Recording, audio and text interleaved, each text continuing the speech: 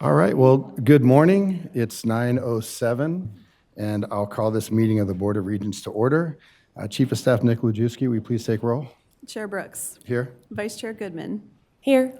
Regent Ariscata. Here. Regent Batista. Regent Boylan. Aye. Regent Brager. Here. Regent Brown. Present. Regent Carvalho. Here. Regent Del Carlo. Here. Regent Downs. Here. Regent Fernandez. Present. Regent Goycochea. Regent McGrath. Here. You have a quorum present.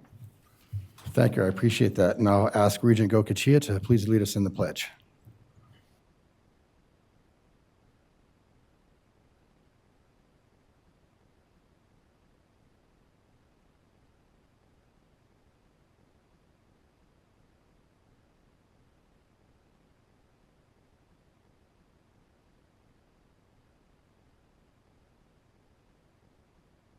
Okay, and with that, we'll move on to agenda item number 1, which is public comment.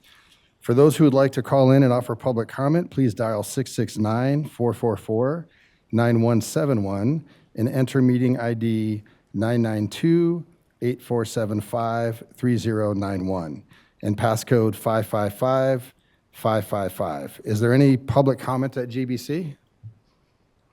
Good morning. No public comment at this time. Thank you. Is there any public comment at the system office in Reno? There's no public comment in Reno.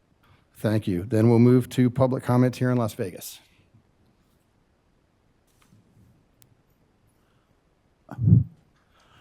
Doug Unger, D-O-U-G-U-N-G-E-R. Thank you, Regents, Chancellor McNair, and Presidents for your consideration.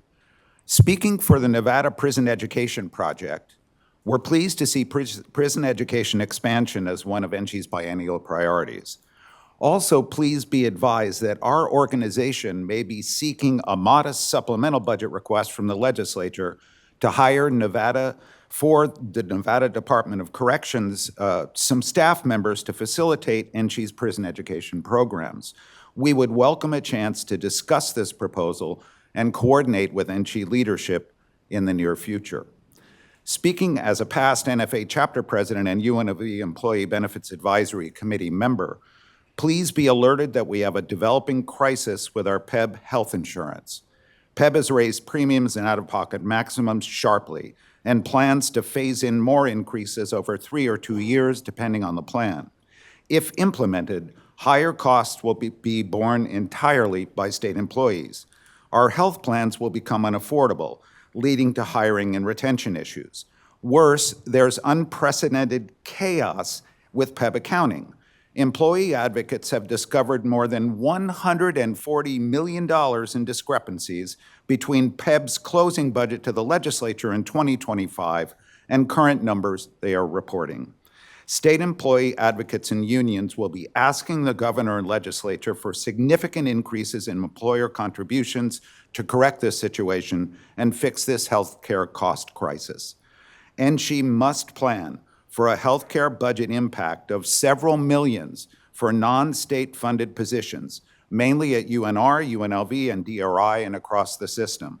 We ask the Chancellor and Council of Presidents for an opportunity to present this dire situation at PEB in expert detail in order to discuss options and better plan for the budget impact we believe is coming. Thank you.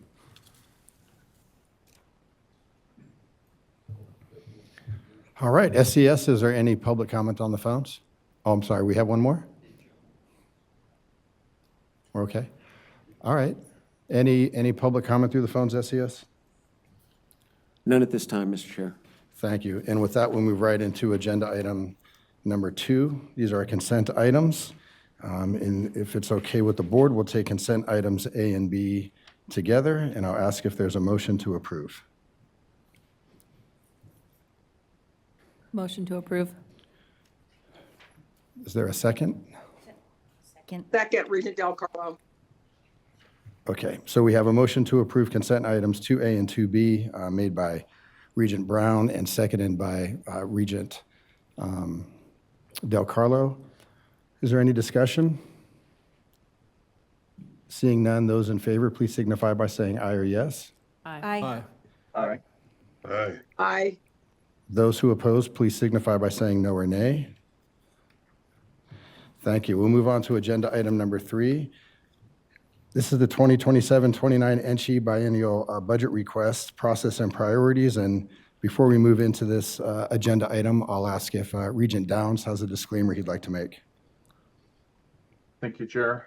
Pursuant to NRS Chapter 281A, I hereby disclose that I am an employee of the system at Western Nevada College. Because the independence of judgment of a reasonable person would not be materially affected by my situation, I will vote on this matter.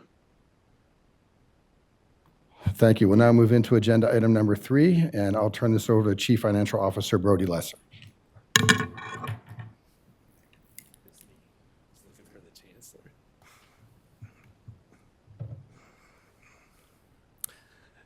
Thank you, Chair Brooks, Vice Chair Goodman, Regents. For the record, my name is Brody Leiser. I am the Chief Financial Officer for the System of Higher Education, and I would like to, Chair Brooks, with your permission, just take a minute or two to introduce myself to the board, since this is my first meeting. I did come on board April 1st. And so the last couple weeks have been a real long year trying to come up to speed. So it's my number one focus is just trying to get my arms wrapped around everything related to the budget. For those that don't know, I'm coming from the Legislative Council Bureau, where I served for just over 13 years with their fiscal division and have been involved with the system's state-supported budget accounts since the 2015 session and ever since. So I'm really excited to be here, excited to be in front of the board. I don't know if I'll say that before every meeting, but today I am for the first one. So thank you for the opportunity to present the biennial budget. We're going to talk about the process and some requests. There was some specific direction that came out of the March meeting, and that is where we're going to focus today. And that specific direction from the March meeting was that we bring back and talk about the system and institutional budget and capital project requests. Those were discussed in detail at the March meeting, presented by the campus as well as the institutions. And those budgetary priorities and the capital projects, which will be our next agenda item, are all in alignment with the board system's strategic plan and the governor's priorities. So I'll do a brief recap on the NSHE budget timeline. We'll talk a little bit about the process as we've got some updated direction from the governor's finance office. As I mentioned, there was some specific direction at the March meeting to talk about some system-wide priorities. Those include fee waivers, small institution factor funding for Great Basin and WNC, deferred maintenance, and capital security. So we will focus on those today. We do have some information in the slides relating to the institutional budget priorities. I don't intend to go over those in detail, but we wanted to ensure transparency and not lose sight of those items that came before the board in March. And then finally, there was specific direction from the board that we talk about the shared funding structure of the state-supported budget and the 80% discussion. And so we'll go through that at the end of this presentation. I don't want to spend too much time on this particular slide, Chair, as this was covered in detail at the March meeting. As we continue to move through this process and we get to the board's requested priorities, we'll move on to the governor's recommended phase of the budget and then the legislative session. So we'll modify this slide as we get into those processes to add key dates. We're here in the April-May timeframe, primarily focused on the capital improvement projects that we'll go over today in a later item. And then you'll be back here May 21st to finalize the capital improvement programs. Certainly happy to talk about any additional operating budget items that you would like at that meeting. And then we go on through the schedule. There are a couple of key dates, though, that I do want to point out that we don't have on this slide. We'll add them, but there were some legislative changes that occurred in the 2025 session that we're going to keep our pulse on related to the Economic Forum. So I believe, as this body knows, the Economic Forum provides state general fund revenue projections. Those are used, and the governor is required to submit his or her recommended budget within those limitations and the revenue projections by the forum. The changes I want to make this board aware of is that previously those projections were due by December 3rd for the governor. The legislature changed that date. Those projections have been moved up to November 15th. So what does that mean for us as a system is that we're going to have an idea about 2-3 weeks earlier than we otherwise would have, knowing what the whole picture is for the state and where the Economic Forum is projecting the general fund revenue sources.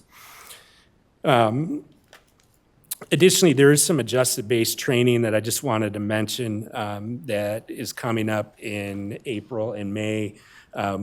We have coordinated with the campus staff to ensure that they are all included if they would like to attend that as we begin to actually build the mechanics of the budget. So one of the updates that we have is the governor's finance office. There's a couple things I'll go over. First, I won't spend too much time on this. I don't want to get into the weeds on what the adjusted base budget is. But there was some changes made in 2023 that redefined how agencies would build their adjusted base budget. Those changes proved to be a challenge for agencies in the governor's office. And so there was a bill passed last legislative session, SB 462, to revert and clean up some of those changes from 23. And I'm happy to talk about details, but this will really be important as we work with the campuses to actually build that budget in the state's budgeting system. There's a policy of the governor's finance office to manage budgetary requests statewide given limited state general fund revenue. And so there's a policy that's been adopted and has been around for numerous biennium now that the governor's finance office will work with agencies, including the system of higher education, and they calculate what is called the spending limit. Sometimes it's referred to as the 2 times cap. Generally, what is looked at is the appropriations from the second year of the biennium, and they double them. Now, there are certain one-offs, exceptions that they look at, and so on this slide, what we have is we're showing in the column to the far right that $1.9 million. That is the general fund limit that has been provided to the system by the governor's finance office. So what does that mean for this body? Basically, what the limit means is this is mechanically what can be put into it's generally called the agency request budget. Anything that falls outside of this limit will be entered into what is called items for special consideration. And those are enhancements beyond the limit that the governor and his staff will prioritize as they're developing the recommended budget. So it's important for us and the institutions to have this figure as we begin to build the budget. But what I want to make the board what I want to make clear for the board is that this limit does not set a cap on what we can ask for as our priorities as a system. If our budgetary priorities or enhancements fall outside of the cap, we will enter those as items for special consideration. And I just want you all to be familiar with the terminology as we get through the process and we get into the fall and we're talking about moving from the board's approved budget to the governor's recommended budget. Last thing I just want to mention on this is that this limit, there are things that are outside of the cap that historically have been approved. The main one for our campuses here would be the caseload adjustment based on an increase of weighted student credit hours. Those typically fall outside of the cap, so if they go beyond, they push us over the 1.9 million. Those are generally things that still make it into the governor's recommended budget and are not required to be considered an item for special consideration. So with that, I will go on to the priorities and again, specifically those that were requested by the board for us to address at this meeting.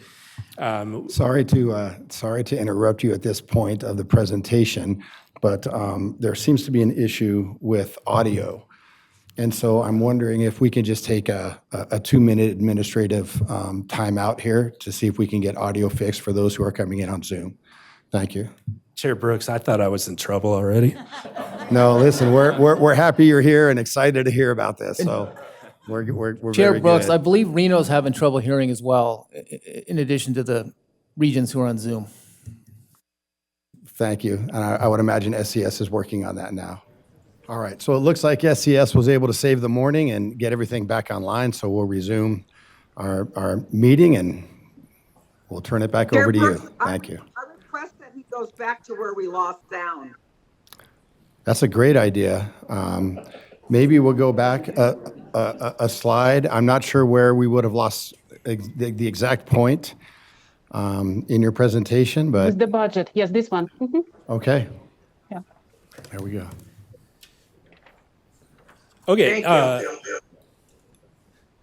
All right. Thank you, Chair Brooks. For the record, again, Brody Leiser, I believe there's a request to go back, pick up with this slide. I'll recap the comments that I made and we'll try and do a better job here getting my mouth close to the microphone so everyone can hear. What I was saying earlier is that the governor's finance office has established a policy that has been around for several biennia, and the policy essentially is to manage the budgetary requests that come through executive branch agencies given limited state general fund revenue. And the limit that is provided generally is calculated as taking the second year appropriation and multiplying it by 2. However, there are individual considerations beyond that. And so the calculation itself is something that is provided by the governor's finance office staff. And if you look at the very right side of the table here, that $1.9 billion, that is the cap that was calculated by the governor's finance office for the system and provided to us. Now, what that means is that limits what can be entered into what is generally referred to as the agency request budget. Any general fund requests that would fall outside the cap are classified and requested as items for special consideration.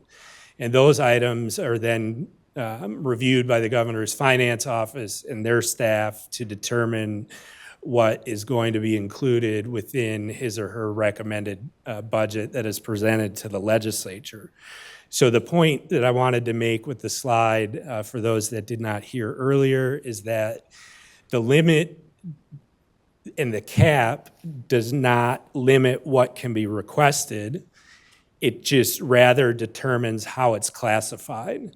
And so the Board of Regents, through setting its priorities, does not have to stay within the cap, but just understand anything outside of the cap will generally be classified as an item for special consideration.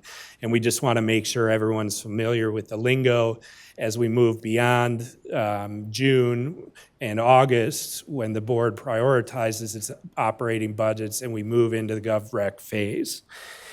I also noted earlier that historically, the caseload adjustment in particular for our instructional institutions has been outside of the cap. So we have not been limited as a system to ensure that those caseload adjustments are included within the agency request budget. And that's important.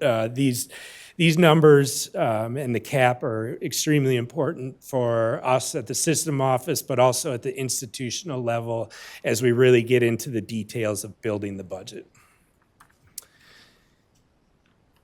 So next, I was beginning to talk about the operating priorities, and this is, again, we'll have a focused discussion based on direction from the March board meeting, but just, again, this is a slide that was presented at March, but we have ensured that in addition to, addressing the board's strategic plans, that the budgetary enhancements are in alignment with the governor's 3-year plan priorities.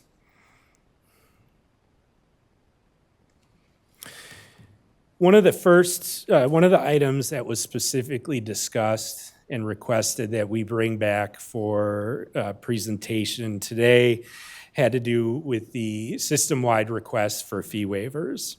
So this was discussed in detail in March, and the systematic request, budgetary request here is focused on the 2 fee waivers that you see here on the slide, the Native American fee waiver and the National Guard fee waiver. While these are not the only fee waivers in the program, these are statutorily mandated. And they're mandated for the students that are eligible, which means the institutions are not collecting the registration fees that otherwise would have been collected. And so there is, and I'm probably going to get the numbers wrong, which is something you never want to hear from your CFO, but I believe that there was about $440,000, and someone can correct me if I'm wrong, somewhere in that neighborhood has been appropriated to cover fee waivers for the system as a whole. That $440,000 is nowhere near sufficient to offset the loss of registration fees. So how did we get to a request of almost $23 million for the upcoming biennium? In fiscal year 2025 or academic year 2024-25, across all institutions, about $8.2 million in registration fees were waived. These fees were waived for just over 1,800 students, which is amazing. The policy is working, the students are there, and we're seeing growth in students taking advantage of the policy. I'm not here to talk about the policy today, but to talk about the numbers and where they're coming from. The Native American fee waiver, there was just over 700 students. $3.9 million was waived in 25. For National Guard, it was 3.5 and just over 790 students.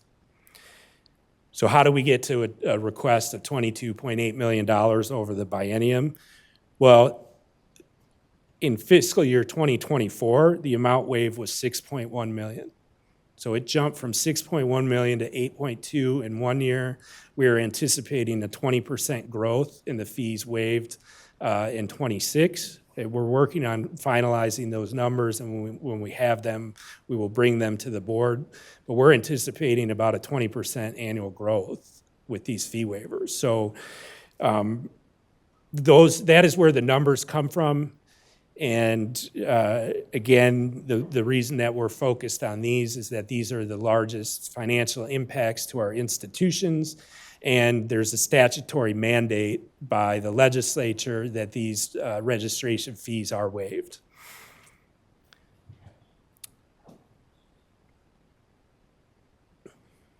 Thank you. I just have a quick question.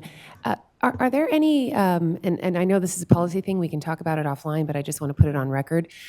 For our fee waivers for both of these groups, are they required to be in state for X amount of time before they can apply for the waiver? If you know that off your head, great. If not, I'm happy to discuss it offline. I have a general understanding, Vice Chair Goodman. I don't want to put something incorrect on the waiver.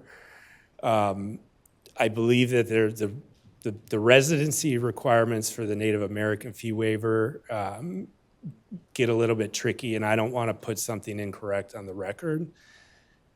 If you're okay, I would be happy to follow up and Great. provide information on the residency requirements. Perfect. But there are some complexities in particular with the Native American fee waiver and the recognition of not only the tribal entities within the state, but the states that border Nevada and, as I understand it, potentially tribal communities across the country. Yes. Once they reside and move to Nevada. But in terms of the length of time that they need to be here to be considered a resident or fall under the fee waiver, I will get you those details so I get you a complete picture. Thank you very much.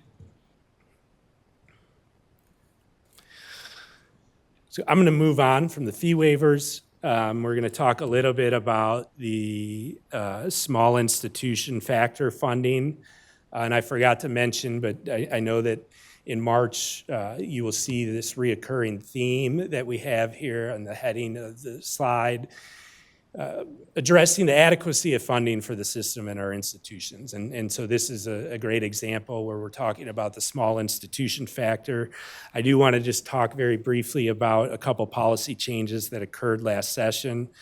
I know these were covered in March, but the small institution factor, what changed last session was that the legislature increased the threshold for which the calculation is based on. That's the cap of the weighted student credit hours was raised to 125,000. And there was also an increase to the rate, the weighted student credit hour rate that's applied to this calculation, as it had not been changed since the implementation of the most current version of the formula. And that change was to apply the HEPI rate to the weighted student credit hour value back to its inception. And so going forward, what the request is, the legislature last session, due to limited ongoing operating revenues to support expenditures, this was funded, the changes themselves were funded at 20 and 40%. And so what the requests that we're bringing forward, the GBC and WNC with support of the system office, is that we fund that at 100% per year. And so we do have some numbers on here that I won't go through in detail. We need to refine these numbers quite a bit. And as we come back to May and June, I will have updated numbers on what we're looking at in terms of funding this at 100%. I could tell you that in FY27, I believe GBC received about $1.2 million for this funding, and WNC received about $386,000. And so funding it at 100% will also be dependent on where those institutions are with their growth and weighted student credit hours. So we will bring revised numbers back as we continue through the process. But this was, again, one of those areas that specifically was requested. Thank you, Regent Brown, for the record. And I just want to say I am happy to see this as one of our top priorities that were listed, because you know, I think our state is so unique. Yes, 74% of the population lives in Clark County, but we have, 16 other counties, 15 other counties that our two institutions cover. And that requires, it costs more money to do that. I've talked to these presidents. We might have a classroom with 30 students at one of our, urban community colleges, but they might have a classroom with 6 students. And it's important, if Nevada is saying that we want to educate everyone in the state, rural, urban, regardless, it is important that we put the money and resources in here. And I know that cuts had to be made towards the end of the legislative session. That always happens. But I really do hope that as a system, we say that this is one of the things that we just can't bend on, because it is important for these two institutions.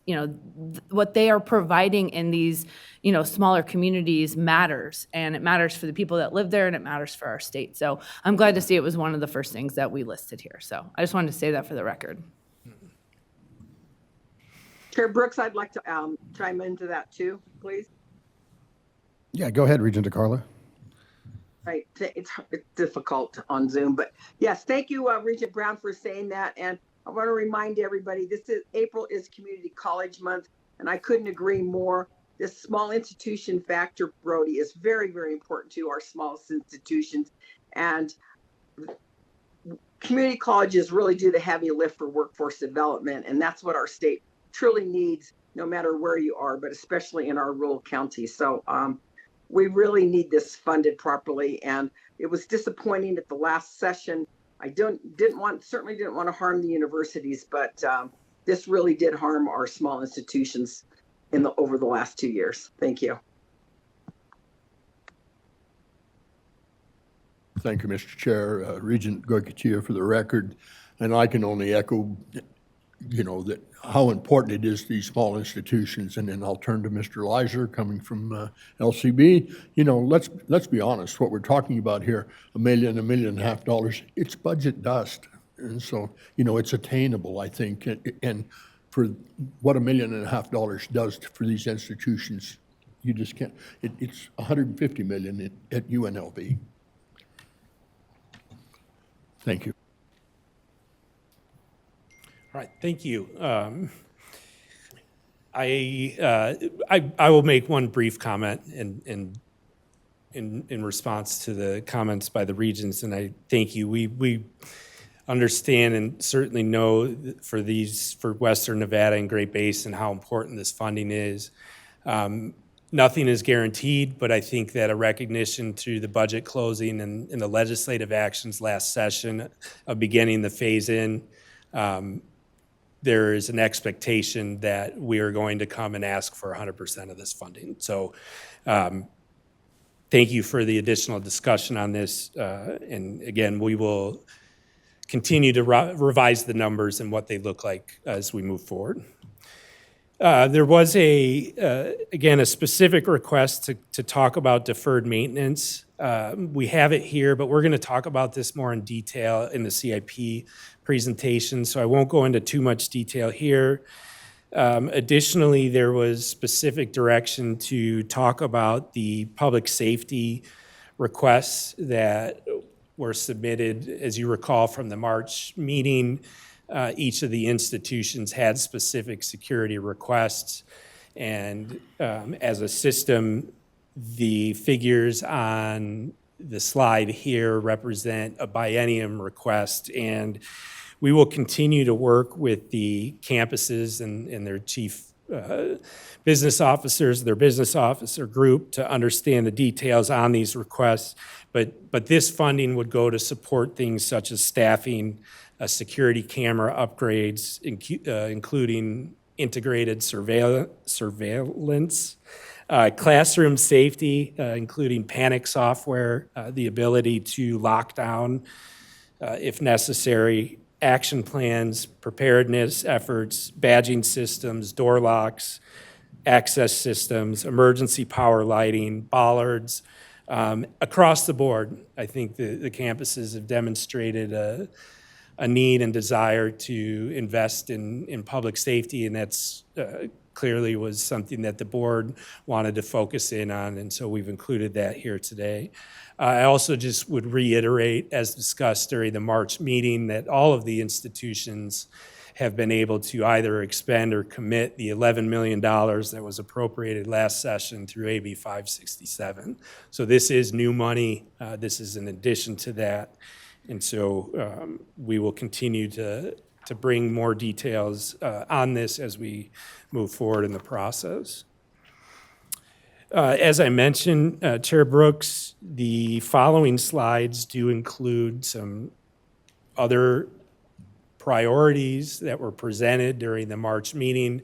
There was a narrow focus direction coming out of the March board meeting to talk about the things that we just covered.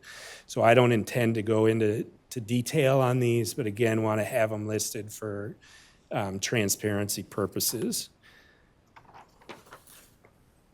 There's a couple that I do want to note that are not on here, but that we know are a priority for our universities and our colleges. One is the knowledge account, and so that is an extremely important request for our universities, and so we have not lost sight of that, as well as a request for funding for the workforce innovations for a New Nevada account, in addition to a separate workforce proposal from Truckee Meadows Community College. So those are things that we know are also priorities of the institutions and the board, and if they're not on here, please don't think it was intentional, and And I welcome all the institutions to let me know if I left something off the slide. I know you're not shy. So the last item in this agenda item, there was a specific request, and thank you, Vice Chair Goodman, for asking to have this be brought back and discussed here today regarding the 80% discussion. And really, I have tied this into a shared funding structure discussion because I believe that that's important. And so I'm going to take an opportunity to go through a little bit of the background. I'm not going to give a detailed history on this. If you want one, I will do it. And I have some material. I, in my previous role, did a presentation.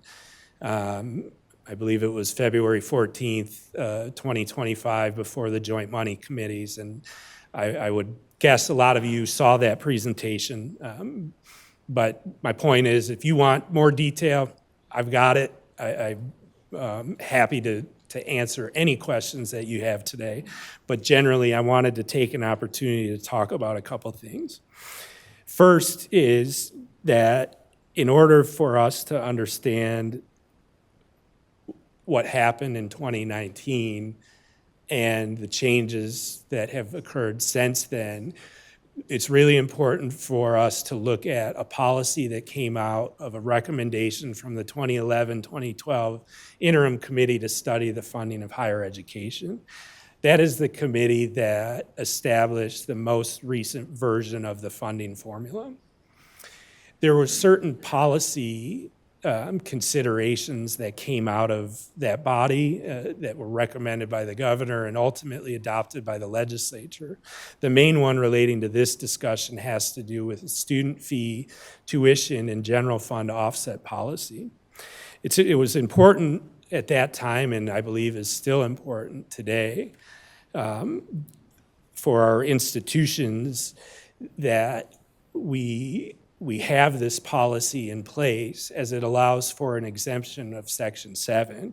And what the policy did is really decoupled the general fund and the student registration fees and the non-resident tuition. Prior to this policy change, the institutions of higher education, like other state agencies, were subject to what's called Section 7 of the Authorizations Act. Section 7 of the Authorizations Act is a policy that to limit the use of general fund for expenditures that otherwise are eligible to be funded with non-general fund revenue sources that are received beyond their budgeted amount. So what the heck does that mean? So if we have a budget that is $1 million and it's funded $500,000 in general fund and $500,000 in fee revenue, and that's the budget, under Section 7, if an agency were to bring in $600,000 of revenue, they would be required to set aside $100,000 of general fund and revert that to the general fund. So under that policy prior to 2013, there was a perception that in the event that the institution collected registration fees beyond what was in the legislatively approved budget, those institutions were subject to Section 7. That meant that any registration fees collected beyond the budgeted amount, with certain exceptions, the institutions were required to set aside an equal amount of general fund and send it back to the state. That created a perception that the institutions were not keeping student registration fees on their campus. That is where this policy came from.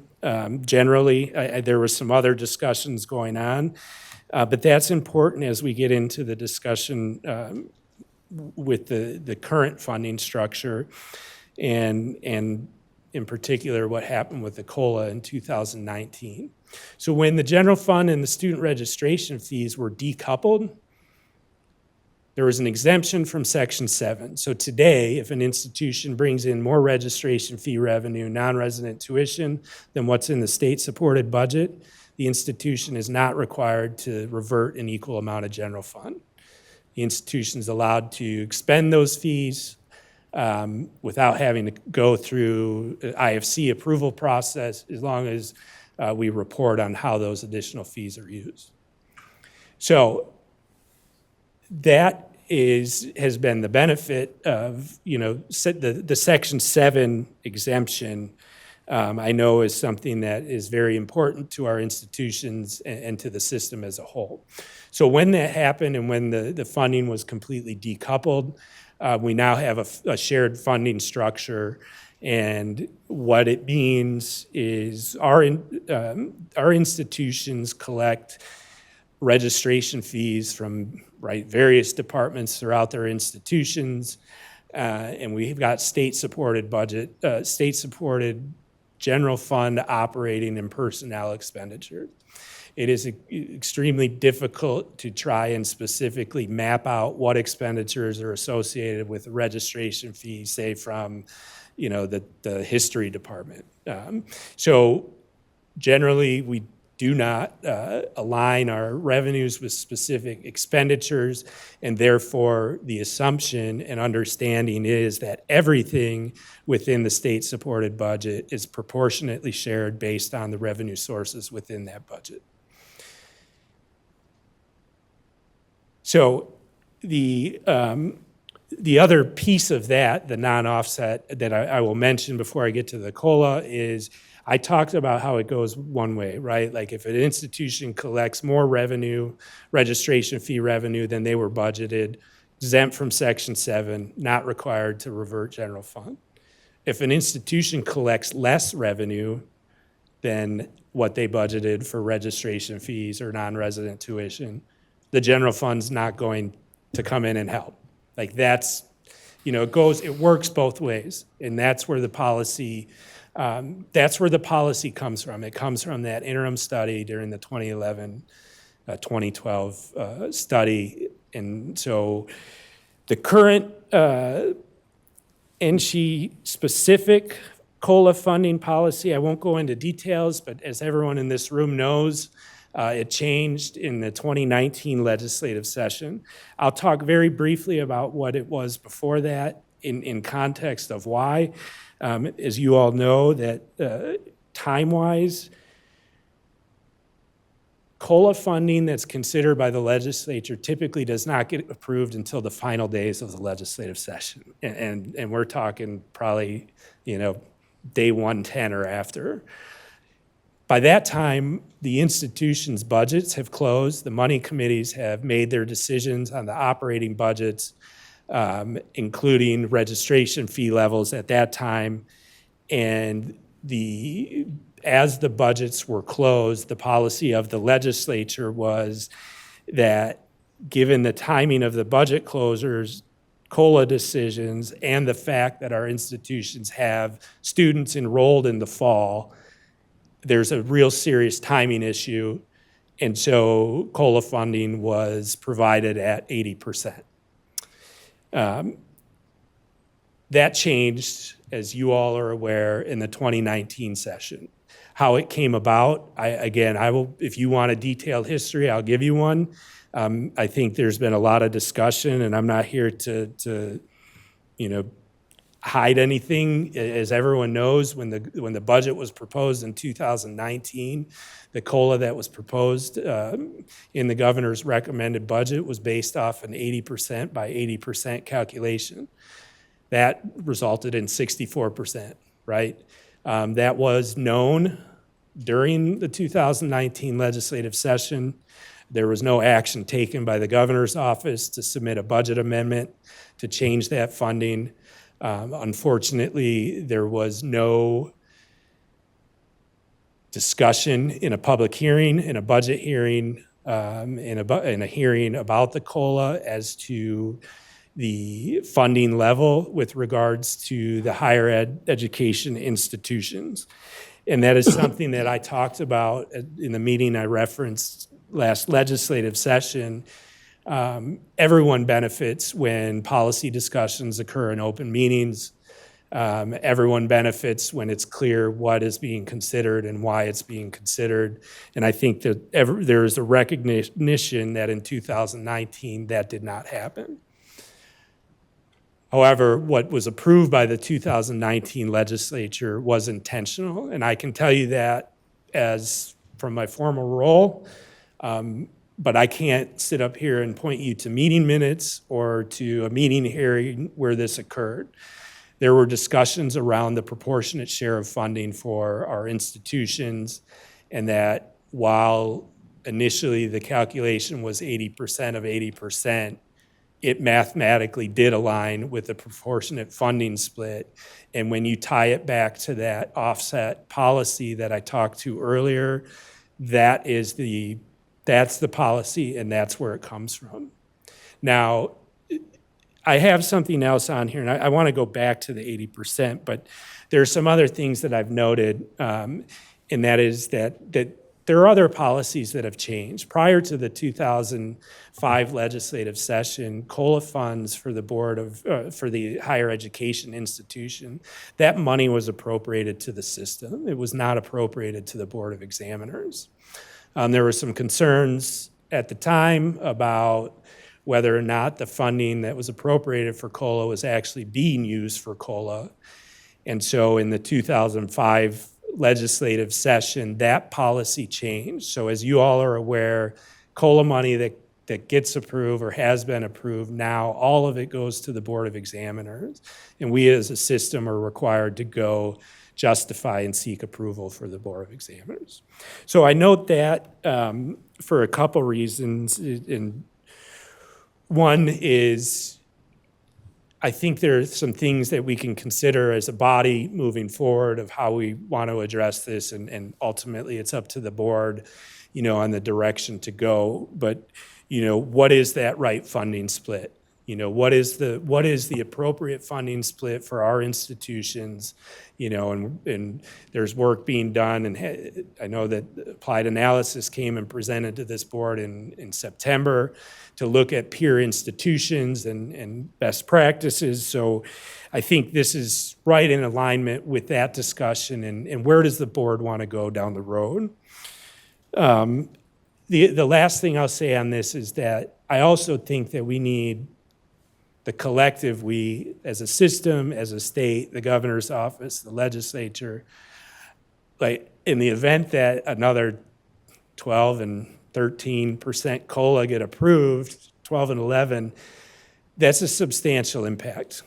And so I think that there is a reasonable argument to looking at that, particularly that first year of the biennium, when decisions are not being made on this until late May, early June, and we've got institutions that have students committed to enrollments in the fall, that maybe we look at the first year of the biennium a little bit different, or if it's the policy of the board, we look at the entire thing. But wanted to at least share those thoughts, and I apologize because I know I can tend to babble a little bit, but I know this is an important discussion. I am willing to answer any questions that you have on this. Again, if you're interested, there was a detailed presentation that I'm happy to forward on the PowerPoint.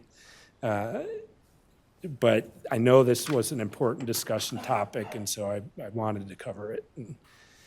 And with that, regarding that matter or any other thing, if you have questions, I think we still have a tone in the room. We can get him up here to answer Mr. Batone. No, I would be happy to answer any questions that I can. Perfect, for thank the you. board. Thank you, CFO Leiser. Are there any questions from the board? Regent Goicoechea? Thank you, and I'm sitting there with a hot mic, and I hope it wasn't going through because I was mumbling to myself. I almost feel like I need to make a disclosure.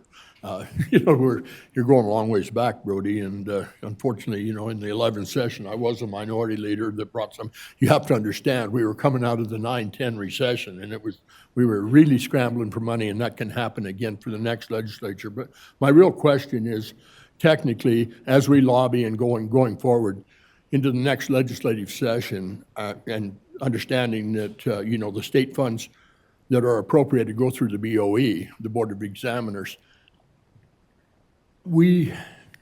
I feel there's a real opportunity to fix where we ended up with the 9 and the 12 as far as the fee increase we put going forward, Again, we're only at 2 and 3, so I really feel that, I'm going back and justifying what we did 6 months ago, with the fee increase. Really, we had to do something to go to the legislature with it, to go to the governor with it, to go to the Board of Examiners with it, and say, hey, we put this in place. But we never intended to end up at 12%, the 9 and the 12, and so help us. And, again, the Board of Examiners is very powerful, and I think they'll hear our case. Any comments to that, Brody? Mr. Leiser, I'm sorry. Thank you, Regent Goycochea. I think my response to your comments are that I think that the action that this board took in January will go a long way in bringing the budget request to the governor and to the legislative body next session to show that the board has made a commitment to address some of our challenges and shortfalls that we have. And to your point, Regent Goycochea, the increases that were approved 3-4 years out can be reviewed down the road if the institutions and the system were in a different position.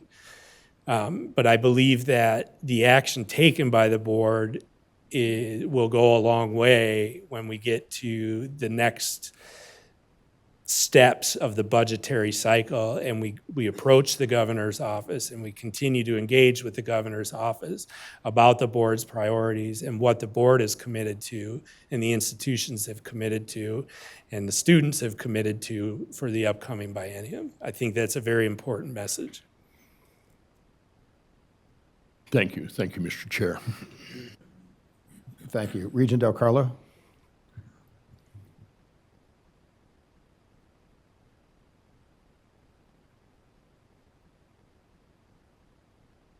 We can't hear you here. Sorry, I Regent was Del trying to Carlo. unmute. I was trying to unmute. Thank you. First of all, I just want to welcome you, Brody. I'm just thrilled you're here from the legislature and have such a deep knowledge and history going back, because you're talking about some stuff I'm hearing for the first time, and I've been on the board 10 years, but I don't understand the Board of Examiners part. I don't even know what the Board of Examiners honestly does. So can you just give us a little detail there? And, I'm so appreciative of Regent Goycochea for all his background too. And maybe I can come into your office, Brody, in the future and have some more discussion. But I mean, there's just things you're talking about that I don't even know what you're talking about. Thank you. Thank you, Regent Del Carlo. Sometimes I feel like I'm talking about what I don't know what I'm talking about. So, but to generally answer your question, the Board of Examiners consists of the governor, the Attorney General, and the Secretary of State. Among other things, they're tasked with contract approvals, agreement approvals, various financial related transactions as they relate to the executive branch of the government. So what has historically happened with regards to COLA funding is that the legislature appropriates the COLA funding to the Board of Examiners. And the reason that that is done is that agencies may or may not need that additional funding to meet the impacts of the COLA. If an agency has vacancy savings or savings in another area of their budget, they may not need to go to the Board of Examiners to access those funds. It's a mechanism to make sure that there's funding available, but also sets it aside, understanding that there may be other budgetary savings that agencies can achieve to address the impacts of the COLA. And so there is a process where we as a system, if there is funding that's been appropriated to the Board of Examiners, are required to substantiate a request for allocation through the governor's finance office, and then we go to before the board to get that approval. And I'd be happy to meet with you to talk about more details, but I hope that provides some context. Vice Chair Goodman? Thank you. Thank you so much and welcome. We're thrilled that you're here, and congratulations on your position as CFO for the system.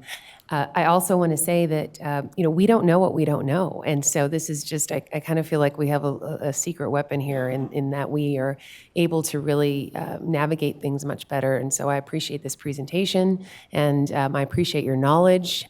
And I also appreciate the information on the 80%. Thank you. President Heavey. Yeah, thank you, Chair Brooks, and for that presentation, Brody. Two pieces of context that I think Brody would confirm that are important in how the universities operate are, one is that justification for the COLA happens extremely late in the fiscal year, which means you've basically expended the money before you know how much of the money you're going to get reimbursed back from the state, which makes it very difficult from the budgeting perspective.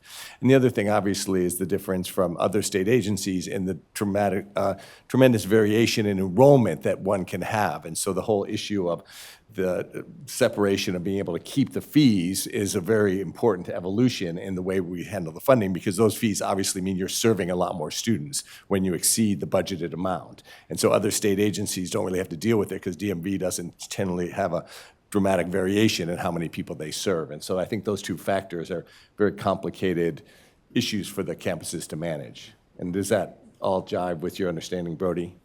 Yeah, President Heavey, I would agree with that. Yeah. Thank you. Are there any other questions from Regents? Well, CFO Leister, thank you very much for that presentation. This is an item for possible action. And before we move into the vote, I just want to again say welcome aboard, and we appreciate you being here and the amount of knowledge that you bring. Is there a motion to approve the budget request process and priorities? Motion to approve, Regent McGrath. Second. Thank you. So we have a motion from Regent McGrath to approve the budget request process and priorities, seconded by Regent Brown. Is there any discussion? Chair Brooks, let me just jump in here for a moment, if you don't mind. I think you did, Council. Go ahead. Yeah. I would defer to Mr. Leister, but I don't know if a motion is needed at this time, because this is going to be brought back. Is that correct, Brody? Thank you.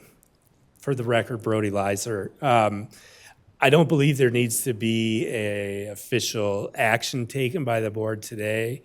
And I apologize, Chair Brooks.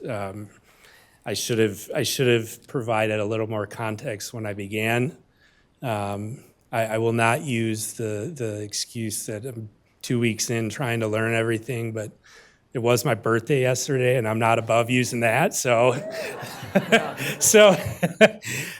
this I think what we could, if you have a desire to provide direction on what you would like us to bring back, or if you would like any additional detail at the May 21st meeting, or if you have any direction or the board has any direction on what you would like to see specific to the operating budgets as we prepare to go into the June quarterly meeting, we will have a more robust discussion on the operating. Well, thank you, Council and CFO Leister. I think those are great considerations that you're providing for us. And if there's, I think that would then come here as information only, not possible action, and also open it up for additional discussion in terms of direction. Regent Gokachia? Sure. Yeah, well, with the motion in place in a second, if we can just tie to it, just keep it coming, Mr. Leiser. So, Regent Chair, I will withdraw my motion, Regent McGrath. And I will withdraw my second. Great. And so this will again be viewed as an information-only item. Again, we appreciate that. And we'll move into Chair Brooks. Regent Borland. Thank you, Chair. I make a motion that we sing happy birthday to him. Thank you, sir. Thank you, Regent Borland. Unfortunately, Council just texted me to say that that's not on the agenda. And so we won't be able to do that, but I appreciate the nicety to support the birthday. Thank you, Council. Yeah, and with that, we'll move to agenda item number 4, this is capital construction planning and deferred maintenance. And there's two things I'd like to do before we move into that agenda. The first would be to provide Regent Downs an opportunity for disclosure. Thank you, Chair. Assuming this is an action item, like the last one, assuming we're gonna have action pursuant to NRS Chapter 281A, hereby disclose that I am an employee of the system, and because the independence of judgment of a reasonable person would not be materially affected by my situation, I will vote on this matter if there is one. Thank you. Thank you, Regent Downs. And you're right, it is listed as an action item, but again, we can move this to information only if that would benefit the board better than casting a vote on the deferred maintenance requests. Yeah, Chair Brooks, I mean, it is noted as possible action on the agenda, which just gives you the board the ability to take action, but you do not have to take action, so. Fantastic. So then we'll move this as information only. And again, I believe CFO Lyser is kicking this off. Chancellor? Thank you, Chair Brooks. Vice Chair Goodman, Matt McNair, NSHE Chancellor for the record. Just a couple of items before we invite CFO Lyser up. First, since you don't all do this all day, every day, I think you've gotten a sense of CFO Lyser, but I can't tell you the number of comments and calls I've gotten since he started about how lucky we are to have him, and I think you saw that today. We got a little bit of a history lesson, and we're going to have, I think, a different relationship with the legislature going forward because of that. So we're really grateful that he's on the team, and as we add team members, we're concerned not just with their subject matter expertise and their relationships, but also their leadership and their competence. So we're really lucky to have CFO Lyser on the team. Didn't skip a beat from another great CFO, Chris Fatone, so we're lucky for that. Also wanted to say, as we go into this next item, I just wanted to extend my thanks to Chris Fatone and Brody, CFO Lyser, and the business officers for how we came up with this list. I think it's a great example of systemness. We actually had the business officers create a formula and a process for putting this list together to develop the priorities that all of the business officers and all of the presidents are endorsing, and it's not final yet, but as we go forward, even if the campus's priorities weren't at the top of the list, they all agreed on the list. So I just wanted to thank them for their partnership. And now we will invite CFO Lyser up. Thank you.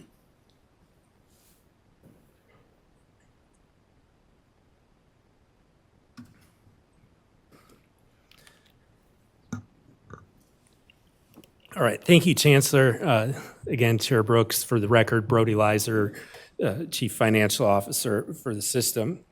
Before I begin, I do want to note we did post some supplemental information. We updated slides 10 through 12 that was posted on the website earlier this week.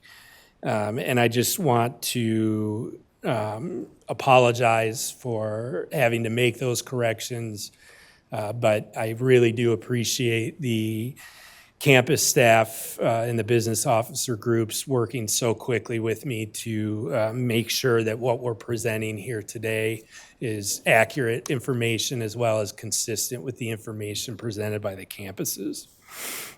So we're going to cover the capital improvement process, the criteria to evaluate projects, as well as the recommended lists of projects. So this slide, I won't go through this in too much detail. You know, where we're at today is we've got this meeting on April 17th where the board will have an opportunity to engage in discussion regarding the ranking list of the projects that has come through the process, and we will meet again on May 21st for this board to finalize that ranking. And so, again, if there is any input that comes out of today's discussion that you would like us to address come the May meeting, we would be happy to do that. But just want to give you sort of the key dates on that. So we'll be back next month to finalize this list. We do that in May so that we can get the final ranking of the board into Public Works. And then late in August, the Public Works Board will have hearings to hear about the projects from the agencies. I would just note that we are working with Public Works staff to ensure that we don't have a conflict there on the 27th, as I believe there's a board meeting.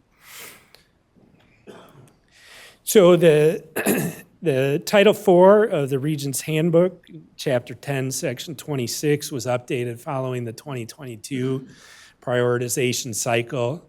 And this just outlines, as the Chancellor went over, business officers review and initially rank those projects. The Council of Presidents review that list. And here we are today where the chancellor has forwarded a prioritized list of those projects based on the discussions that have been had. So getting into a little bit more detail, and I'll talk a little bit on the next couple slides on the actual ranking criteria, but the business officers discussed and agreed ranking criteria, went through it, ranked those projects as a group. I do want to note, and again, my appreciation to everyone for being so welcoming. And on my very first day, I got to participate in a call with the chief business officers to specifically talk about the CIP project. So thank you to the institutions for including me right away to help get prepared for this meeting.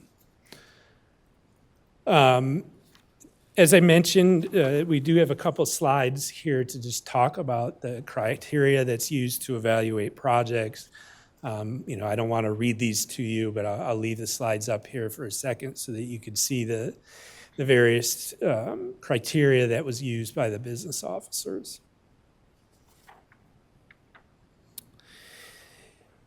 In addition to the criteria that we have outlined here, it was an important component for the group to ensure that there's inclusion of both a planning and construction project. So when I get to the list, you'll see towards the top that we do have a construction project for the College of Southern Nevada. There's a planning project for Nevada State. Those both were also considerations in developing this list. And one other thing that we don't have listed on here, but I know from prior communications was important to the board, that we look at the board's prior rankings of these projects. As you all know, there are projects that show up on these lists every biennium because of funding challenges through the legislature due to limited resources. So that brings us to the rank list. I want to talk a little bit, make a few points, but the institutions, as you all know, the institutions presented individual projects as well as some deferred maintenance needs at the March meeting. So I don't intend to go through the projects in detail.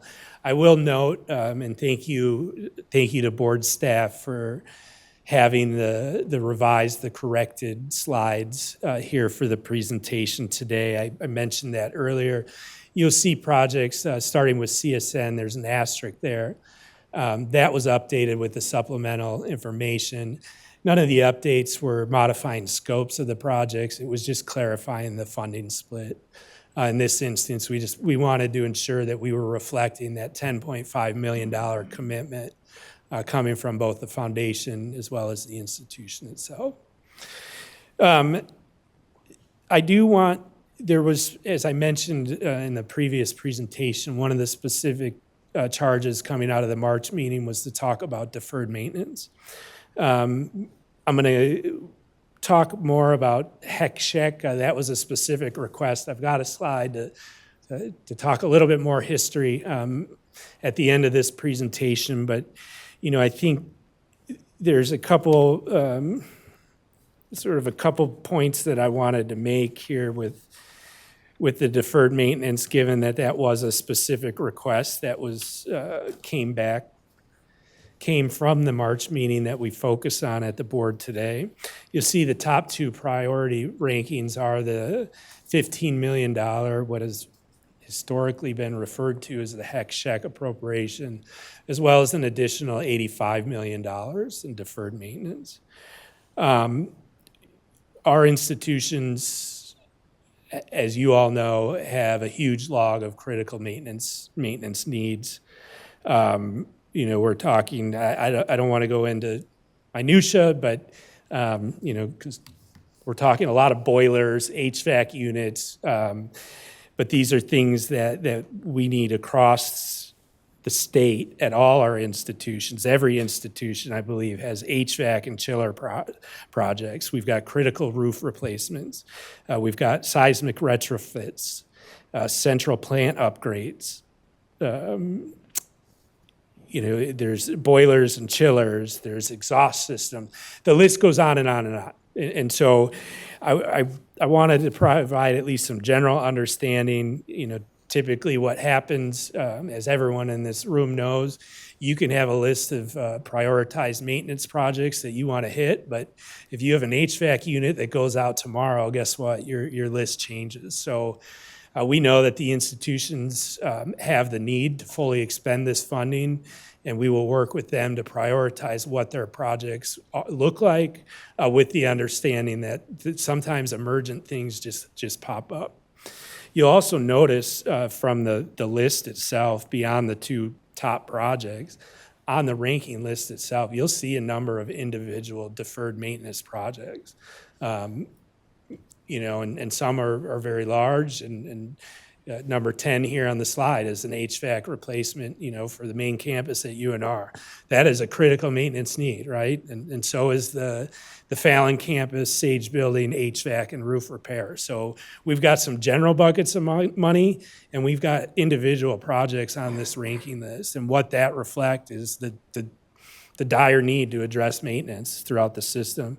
Really quick, I wanted to provide some high-level stats, because I know this was something that came up in the March meeting. I think, as this body all knows, traditionally we get the $15 million for deferred maintenance. That has been the case for many biennium, with one exception. In the 23 to 25 biennium, in addition to that $15 million, there was a $50 million investment for maintenance across the system of higher education. So what does that look like? Specifically focusing on the state's capital improvement program that funds construction, maintenance, and planning projects.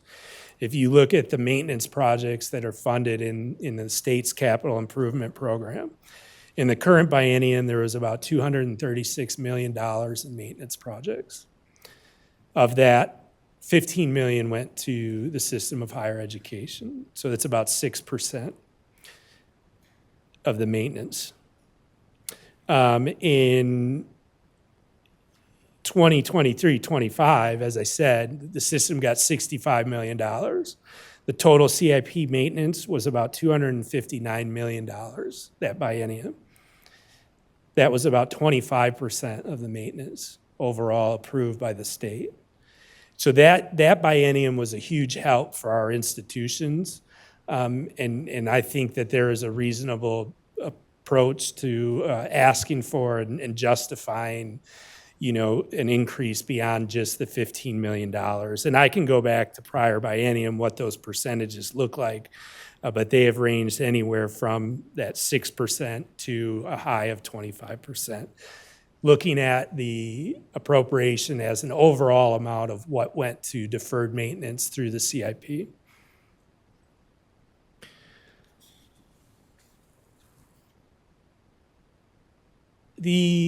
I won't go through all of these projects in detail,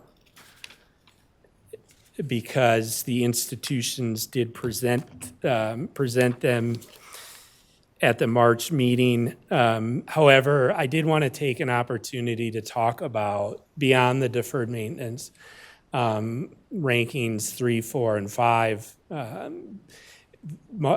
Again, I'm coming in late to the discussions, but I know that there was a lot of robust discussion around these particular projects. And so I just do want to take an opportunity to talk a little bit about, a little more detail about these particular projects. And we'll likely have to defer to the institutions if you have specific projects. But the project for the College of Southern Nevada and the Northwest Campus construction project, this is really an investment into an expansion for the institution into the Northwest Valley. And this would require some infrastructure investments in addition to construction of a first building on that campus. But I think is we look at this project and the board looks at this project, we look at it as beyond a one building project. This is a project that I think is being brought forward to get some of the initial investments into that area that are needed for the master plan of having a campus in the Northwest Valley. And so I do want to note that. I do want to note too for this project that there has been prior investments. About $9 million has been invested in this project to date. $4.2 million of that comes from the state, and I believe $4.8 million came from the college. And so that those prior investments, as I mentioned earlier, were part of the consideration. And so just wanted to make a couple of comments on that project. As I mentioned, we did we want to make sure that the institution funds are reflected here. The Nevada State College, that's a planning project. As I mentioned, it was important for the business officers to include both the construction and planning project. As you all know, this is a project that's been a priority of the board in the past. And so that certainly was consideration for this project. And then, and I don't mean to minimize anything for the projects that fall after these top ones, but I do want to also just hit on really quick the Fire Rescue Training Center. And at TMCC, this is a phase 2 approach to efforts that have already been taken on by the college. And I believe that I had the number. I believe that there was several $1 million invested, and I apologize, I don't have the figure in front of me, but TMCC, I believe it invested $6 million in phase 1 of this project, and so this is phase 2 of that project. And again, I don't want to minimize, any of the other projects, but I also recognize that you don't want me up here going through all 23 of them. So I will. The list is here. Again, I think Chair Brooks, what the intent or charge in part today is if the board, would like to have any robust, detailed discussion on these projects, you have that opportunity. If the board would like to direct staff and or the institutions to provide additional information, reorder projects to bring back to the May meeting, that's sort of the direction that would be helpful. So we've got 23 projects. Again, I'm not going to go through them in detail, but I will, if it's okay, Chair Brooks, there was a specific request, and thank you, Regent Del Carlo, for asking for conversation or some information about the HEC check, the $15 million. And so I'll try and quickly go through this to give a little bit of history, to maybe pitch a request myself, if we could stop using the term HEC, and I'll get to that. But wanted to make sure that the board understood sort of what this revenue source is and some history behind where the $15 million came from. So under Chapter 463 in Nevada Revised Statute, there's an annual $250 excise tax on every slot machine that's operated in the state. Of the revenue that's collected under this statute, there's statutory distribution requirements. The first $5 million collected goes into the Capital Construction Fund for Higher Education, the HEC fund.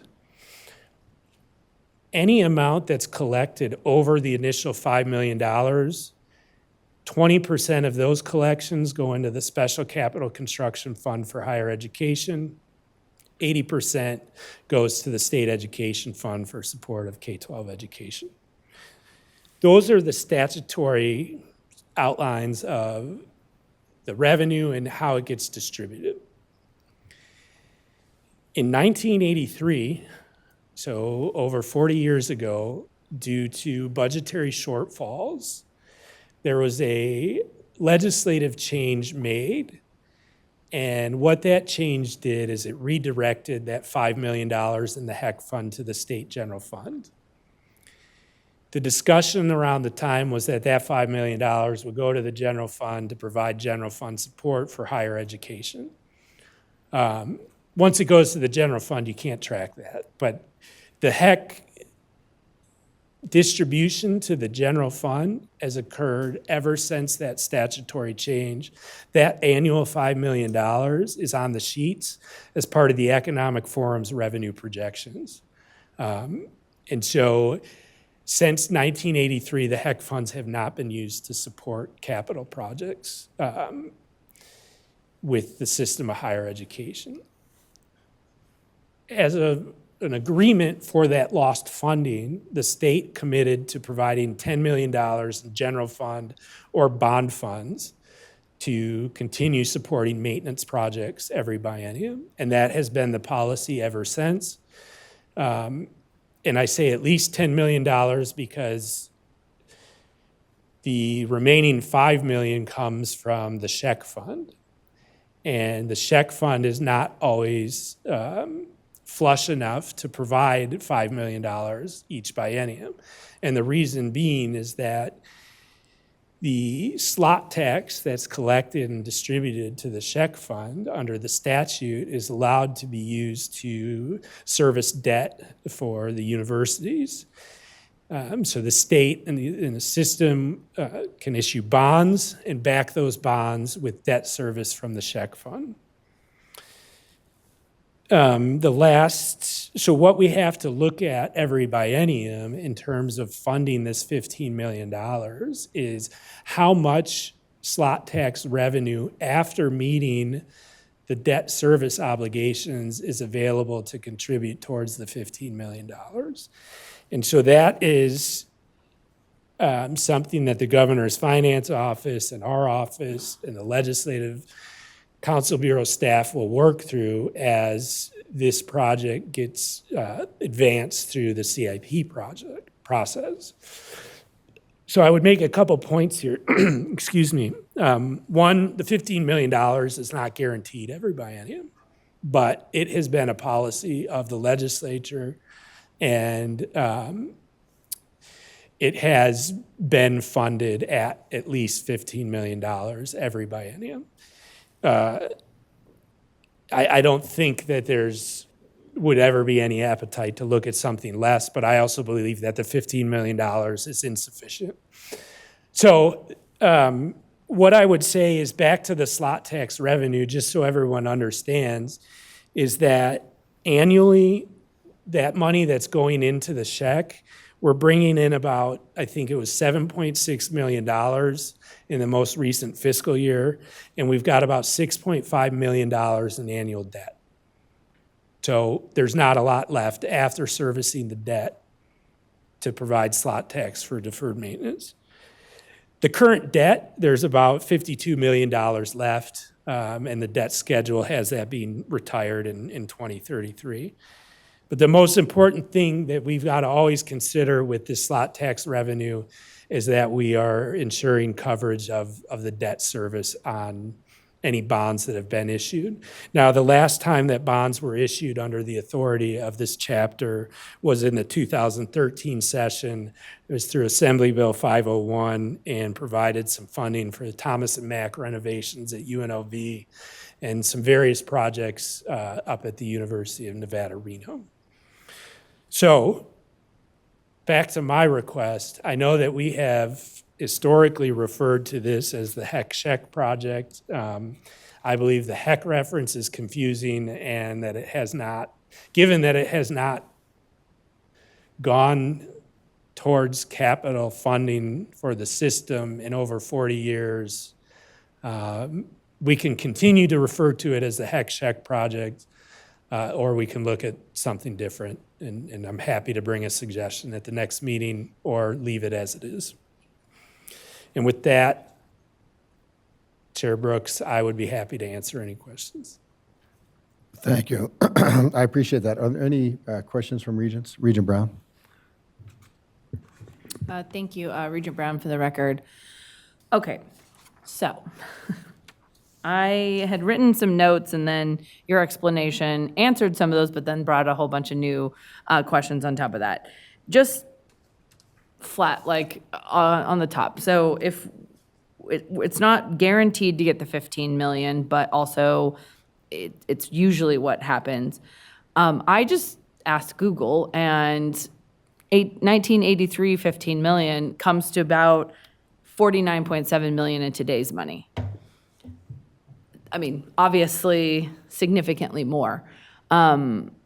Is there any appetite to actually, adjust it for inflation and give us more bonding power and money? Thank you, Regent Brown. For the record, Brody Leiser. I think there, in the 2023-25 biennium, where the legislature approved $65 million in total, that exactly to your point was recognized, that the $15 million, while it is greatly appreciated, it does not go anywhere near, as far as it went in 1983. And so I think, to your point, that is part of the request that's before you and on the priority list, is looking at that additional 80 million for deferred maintenance, is that we as a system, and I need to dive into this more, but I don't know the square footage figures, but my assumption or guess is that the square footage across the institutions of higher education is probably comparable to the state as a whole, outside of higher ed. And the challenge, part of the challenge from my experience in the past, has been the argument or the stance when the Public Works Board has considered additional requests, is that the requests submitted for deferred maintenance outside of the $15 million, when compared to maintenance requests for other state agencies, are just not prioritized as high. So how do we go to the Public Works Board in August to make the argument that, our institutions need help with maintenance, just like other agencies of the state. And generally, there has been a policy recognition, at least through ongoing operations and maintenance costs, that it takes for the instructional buildings of our institutions, that the state funds those ongoing operational costs. And there's a correlation to deferred maintenance there, I believe, too. So it's going to be very important how we message this going forward if the board chooses to prioritize maintenance beyond the 15 million. And that's a strategy that I'll be looking at and talking with the chancellor and talking with the institutions, because we have a great need across the systems. And so we need to message that the right way to the governor, to the Public Works Board first in August, then to the governor after that, and then work with the legislative body. Thank you so much, Regent Brown, for the record. I want to first say, obviously, receiving 15 million towards some of this is obviously appreciated. It gets us across some line, and it gets us keep moving. I just can't help but wonder, we get a lot of criticism for always asking for things, but I mean, I will always go back to, we are the workforce pipeline for this state. We are the economic driver for the state. These buildings are housing every student that will make our state better in the future. And they're old, and we do we do what we can with all of them. And I also have to just look at the math. If this was, adjusting for inflation year over year for the last 42 years, 43 years, we would be in a very different place. We wouldn't be coming with $85 million. And so where I am so grateful, and I know that the state wants to prioritize education, it is also a larger rhetoric of our state of if we really are going to prioritize legislation or education, it has to show up in every facet. And this is one of those places to me where it's this was earmarked 43 years ago as something that they knew higher ed institutions needed. They knew the system needed it because we were doing what we could with the facilities that we have. So I actually would like to see us have this conversation and figure out how can we adjust it. We know, and I also want to just acknowledge, I know that, we're going to go into a legislative session with a tough budget. Like, I'm not being Pollyanna about this. Like, I'm very clear that everybody is asking for everything, and we all want more to do more with it. But I also just think, how crucial we are to the future of Nevada, that I think this is a really good starting spot to look and say the investment from the state that was promised 43 years ago has not kept up with what we are doing. So I just wanted to say that for the record. Thank you. Thank you. Regent Del Carlo? Thank you, Chair Brooks. And Heather, Regent Brown and I are on the same track because I did the same Google. My Google came up with $15 million over 40 years ago. In today's dollars is $44,472,000. So I would definitely vote, and I'm totally in favor of putting this in our strategy. I am very appreciative for the $50 million that we got in 23-25. But I agree. I mean, we are the workforce engines, and you have to look. We are competing against other state agencies, but we have 110,000 students that are depending on this, plus at least 15,000 faculty and staff. And I know we have a building on the UNLV campus, their oldest building. It's like a heat wave whenever the heat start or the summer starts, and it started early down there. And this is so important to the health and well-being of our students, faculty, staff, and anybody that steps on our campus. So I agree. If they had kept up over the years, it would be great. I mean, we had to raise our tuition over those 40 plus years. It wasn't a fun thing for us to do, but we had to keep the doors open. And I really think this should be one of our highest priorities.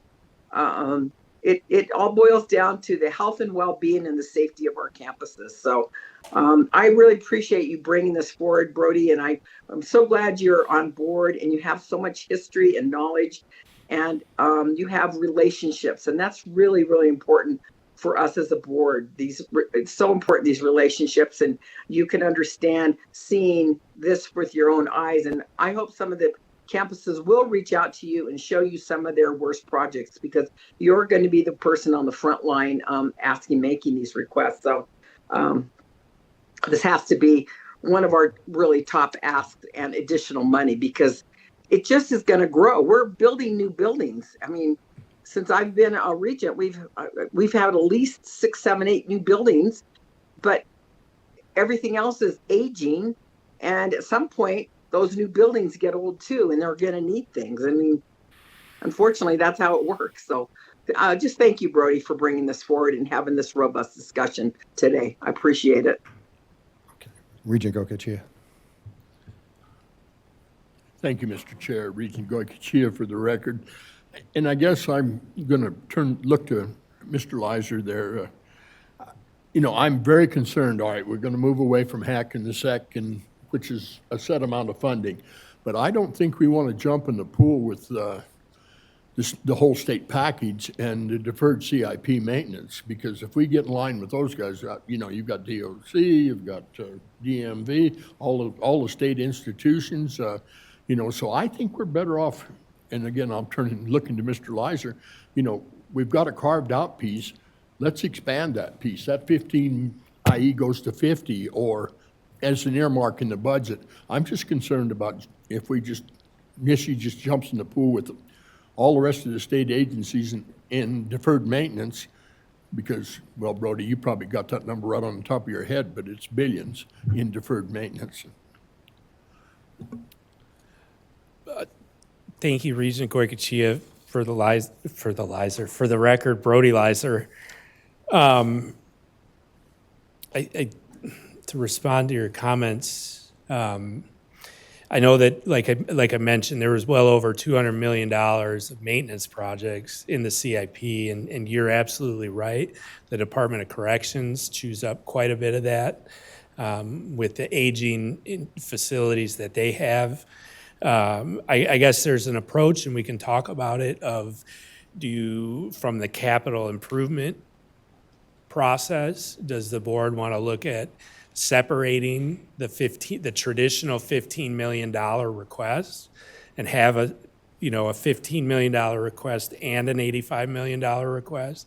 Or is the desire to combine those into a single request? And then beyond that, Regent Goycochea, one thing I do want to comment on with regards to the competition in the CIP across the state, I don't know at this point what the budget's going to look like in terms of the economic forum's projections or what the revenues collected to date have been.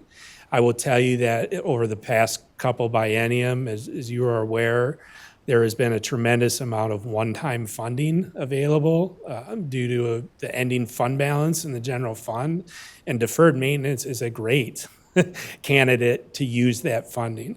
So we are talking about an approach that we are going to hit this.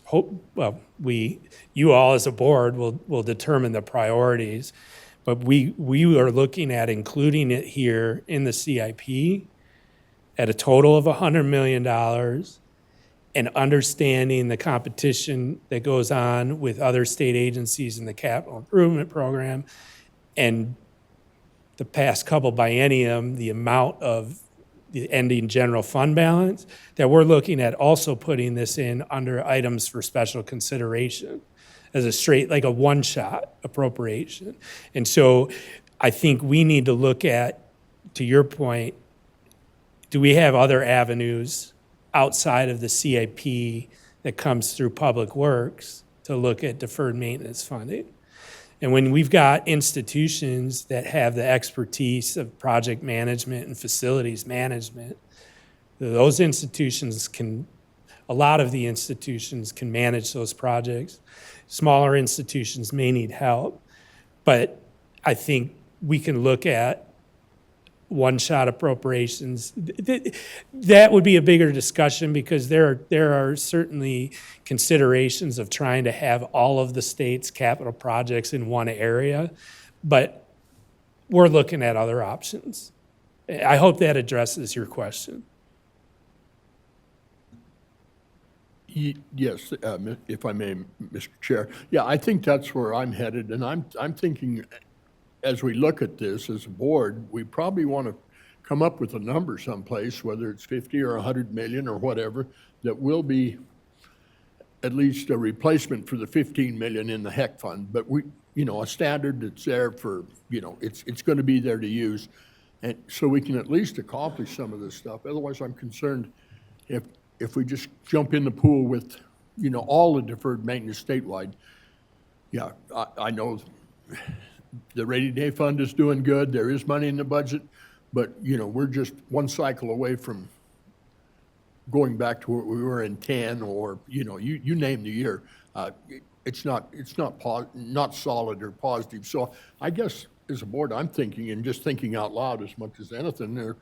Are we better off to lock in a set amount for maintenance, and then the other deferred maintenance above that, go ahead and jump in the pool with the rest of the state. But knowing full well, the best you're going to get is, you picked a number, Brody, 20%, 30%, if you're lucky, because there is a lot of competition with other state agencies. Regent Goycochea, you're absolutely right? The challenges that our institutions are having with their facilities, everyone else in state government is having those challenges because of a lack of investment in deferred maintenance, whether that's because of the recessions or limited funding resources. But yeah, this is a problem across the state. So I guess one more thing then. What number catches our deferred maintenance up over a 20-year lifetime? What number? Is it 100 million? Is it 150 million? That has to be an appropriation that we can say in 10 years, all of a sudden, we can catch up with where we are. And I think that's what we need to look at as a board, is say, okay, look, in 10 years, this is how much money it's going to take for us to get even with the board and across the board. And we have to go to the legislature and say, well, this is what it's going to take. And right now, it's a good time.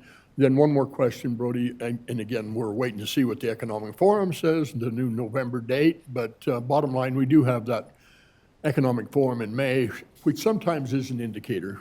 Would you agree? I'm sorry, Regent Goycochea. The other economic forum meetings throughout the schedule, they typically do provide a projection of where the revenue is to date. That is correct. If you were talking about the May date during the legislative session, okay. But I know that the forum, when they met in December, they did some preliminary projections on fiscal year to date. Generally, at that point, it's so early on in the fiscal year, it's hard to see where we're at. But generally, the FY26 revenues were on track to meet the projections. There's a little bit of an anomaly with the commerce tax because some of that funding that should have been booked in FY25 got booked in 26. So we really need to get closer to the end of the fiscal year to see where they're at. But they do usually have agenda items to talk about where we're at fiscal year to date. It's just that November meeting that they have to actually do a projection for the upcoming biennium. All right, I thank you. Thank you, Mr. Chair. Thank you. I'll go back to Regent Del Carlo. Thank you, Chair Brooks. I just want to say, if ever there was a time where the state could benefit from having a lottery and have those funds go to all the state's maintenance, I can't think of a better time. It gets shut down every year at the legislature. It's really too bad because this is something that could really help our state. If we had a lottery dedicated to the maintenance of every state building, and then whatever's left over, if there is anything left over, then into education. So I'm just going to put that out on the record. Who knows who's listening? Maybe somebody will write a bill for that. Thank you. Thank you. Are there any other questions from Regents? There was a question I'd like to ask CFO Leiser, but it was on the, it had to do with the fee waivers, and it was the 27 million in terms of fee waivers. Was that part of the 1.9 billion budget, or was that other assessed monies outside of the 1.9 budget? Thank you, Chair Brooks. The fee waiver requests, I think it's about $23 million for the upcoming biennium. We'll have to do some calculations. I don't know if that will fit within the $1.9 million agency cap. I believe that's the question that you're asking. Or if that would need to be presented or classified as an item for special consideration. We've got a little bit of work to do to understand how much room there is beyond the base budget between that and the cap as to what can fit within the cap. So I will have to bring that details back to either the May or June meeting to say, okay, now that we've got a good idea of what our base looks like, what the delta is between that and the cap, and generally there's not a whole lot of room.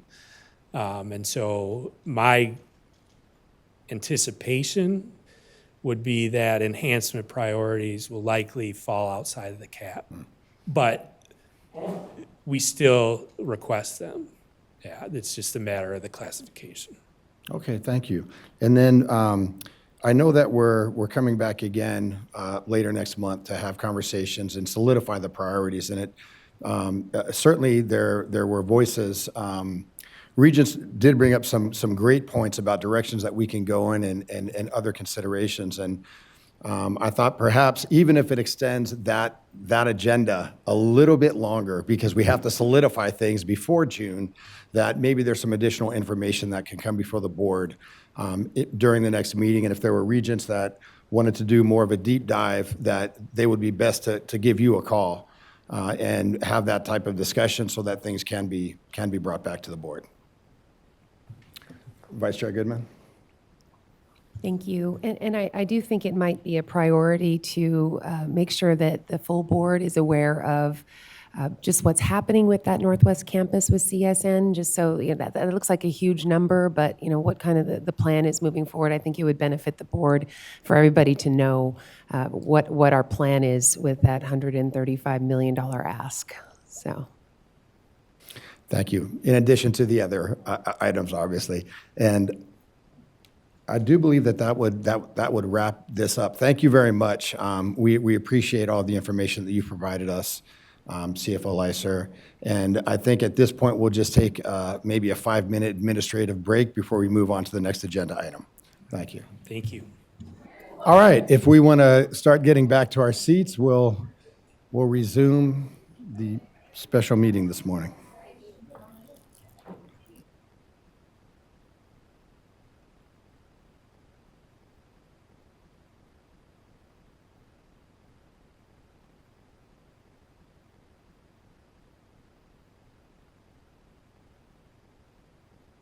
Fantastic. So we'll move on to agenda item number 5. This is the Career and Technical Education Winnemucca Building at GBC. And I will ask President Amber Denali to lead this discussion off. Good morning. Good morning, Chair Brooks, Vice Chair Goodman, Regents, Chancellor McNair. For the record, I'm Amber Denali. I'm the president at Great Basin College. Today, I'm here with an information item. We have our GBC Career and Technical Education building in Winnemucca. That building has been sponsored in part by the Tech Hub dollars that we received, a little over $2 million. We've received an additional $400,000 and then another $100,000 from GM. So it's chock full of equipment, classroom space. We have added programs like diesel and industrial maintenance. In Winnemucca, we used to just have the electrical and instrumentation program. So that building's around 10,000 square feet. Really what we need is a 20,000 square foot building, but we're happy for the 10,000 square foot that we do have. The funding that we're using to pay for that out of Tech Hub allows for a $15,000 lease per month, but that ends in 2029. So of course, we've been proactive, looking to try and figure out what we're going to do for that space going forward, because the space that we're leasing right now, the owner had previously told us that he was not interested in selling. So we did do kind of a design with Public Works for a 20,000 square foot building. You saw that as part of our capital improvement request. That came in at $29 million. That's a pretty big lift for a small institution and one of our centers. So the owner of this building did come back. He owns 4 buildings, including, or 3 additional buildings, including the one that we're residing in right now.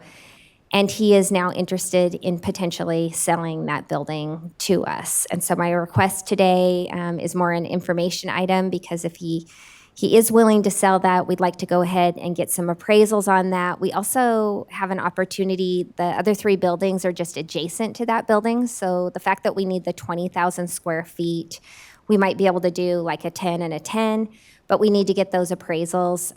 Building space in Winnemucca is very scarce. So the fact that we potentially have an opportunity to do that is what we're asking for today.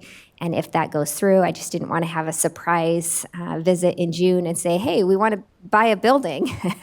So that's why we're presenting the information today, and I'm happy to answer any questions. We have additional programs that we will be adding in there, specifically with that GM money and the additional $400,000 that we got from WIN funding.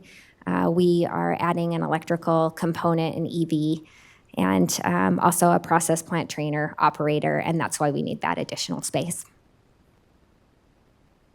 Thank you, President Denali. Are there any questions from Regents?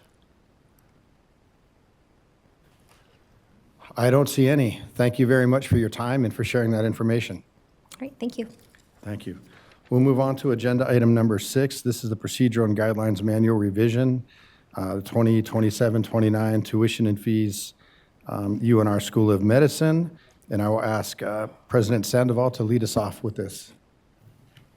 Good morning, Mr. Chair, Madam Vice Chair, Regents, Chancellor, and colleagues. Good morning. For the record, my name is Brian Sandoval, President of the University of Nevada in Reno. Thank you for the opportunity to present an information item regarding proposed updates to the tuition and fee structure for the University of Nevada School of Medicine for the 2027-2029 biennium. This item is brought forward to comply with board policy in Title IV, Chapter 17, including Section 1.5 regarding the assessment of registration fees and tuition for schools of medicine. That policy requires a biennial review in the spring of every even-numbered year. Consistent with that requirement, a committee reviewed UNR Med tuition and fees, examined relevant data, and made recommendations for consideration by the Chancellor and the board. In its deliberations, the committee reviewed the recommendations of a school-level tuition and fees committee, peer and regional benchmarks, including tuition and fee charges at comparable institutions in WICHE states, using AAMC data as a surrogate for direct comparison with other medical schools. The committee also considered inflation and cost pressures reflected in consumer price measures for the Western region, the Common Fund Higher Education Price Index changes in state funding over the biennium, and a needs assessment of the School of Medicine.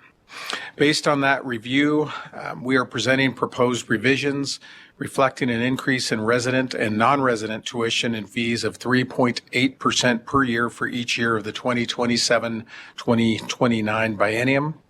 The proposed 3.8% increase is grounded in similar methodology used to establish changes in undergraduate and graduate registration fees under the predictable pricing program. UNR Med uses a 5-year rolling average between 2021 and 2025 of the Higher Education Price Index. This approach helps the School of Medicine keep pace with inflationary pressures while remaining competitive with other public medical schools in the Western region. This proposal supports key NSHE strategic priorities, especially student access and success, and workforce. The tuition increase provides critical funding to sustain and strengthen the educational experience for medical students through ongoing instructional and advising support and needed instructional materials that prepare students for required national licensure examinations. Ultimately, these investments help expand the pipeline of new physicians to serve Nevada. If approved, all tuition and fee increases, net of any increases in the university general improvement, capital improvement activities and programs, student association and technology fees, as well as the UNR Med student access fee, will be allocated to the state-supported operating budget of the School of Medicine. I also want to note, and this is important, that the student access fee is calculated as a percentage of tuition and fees, which results in automatic increase when tuition and fees increase. We recognize that any increase in tuition and fees is significant for students and can contribute to higher debt. That concern was directly discussed by the committee, and student government representatives participated, including members from the class of 2028 and the class of 2029, the two currently enrolled cohorts that would be impacted by this proposed change. The committee unanimously supported the recommended 3.8% increase in each year of the biennium. Today's presentation is for information only. At the June meeting, we will seek approval of the full amount of the proposed increase to be allocated to UNR Med's state-supported operating budget as described in your briefing materials. Final consideration on the proposed tuition and fees will be presented at the June 11-12, 2026 quarterly meeting. Thank you, Mr. Chair, Madam Vice Chair, and Regents. With that, I'm happy to answer any questions, and it's my understanding that Dean Paul Hopman is in the audience there in Las Vegas to respond to questions as well. Thank you, President Sandoval. Are there any regents with questions? Well, President Sandoval, I don't see any questions by regents. Thank you very much for the information. Thank you, Mr. Chair. And we'll move on to agenda item number 7. This is a handbook revision. It's production or inspection of records or files when requested for information by regents. And what I'd like to do is call on Assistant System Counsel Carrie Parker to lead off this discussion. And Chair Jimmy Martinez, for the record, I just wanted to introduce the item and then turn it over to Ms. Parker. This was an item that was brought forward that was worked on at the request of both the Chair and the Chancellor to address a gap in policy where we have a policy that addresses non-public records and it loops it into a process specifically designed to protect student and employee records. And it didn't necessarily address other non-public records that Regents may want to review. So that's the purpose of this, and I'll turn it over to Ms. Parker to give you the details. Good morning, Chair Brooks, Vice Chair Goodman, Regents, and Chancellor. Carrie Parker for the record. So as Mr. Martinez noted, this is a proposed policy revision related to Regent requests. This revision does not impact what can be requested. Instead, it impacts the submission and processing of these requests and provides an additional option for review for some of the requests. So first, I'll talk about the process, handling and tracking. Under this revision, requests would be in writing, and this helps with clarification and any follow-ups regarding what is being requested. And the request would be made to the Chancellor and the Chief of Staff to the Board, or in the case of a request to an institution, to the relevant president with a copy to the Chancellor and Chief of Staff to the Board. As far as what happens with the requests after they are made, there are two options for review of non-public information. The current policy is for non-public information, the Regents come to the office to review them. This proposed revision provides another option, except for student and employee files, which always must remain at the office. Other files may be emailed to a Regents NSHE email if the board chair, in consultation with General Counsel, instructs the General Counsel to email it with appropriate safeguards and subject to the attorney-client privilege. However, highly sensitive information, which the proposed revision defines, cannot never be sent to an email outside of the NSHE secure network. So to sum up, whether to allow a file to be emailed and with what safeguards will be determined on a case-by-case basis by the chair with the advice of counsel, and the decision is on a case-by-case basis, excuse me. So I stand for questions if there are any questions.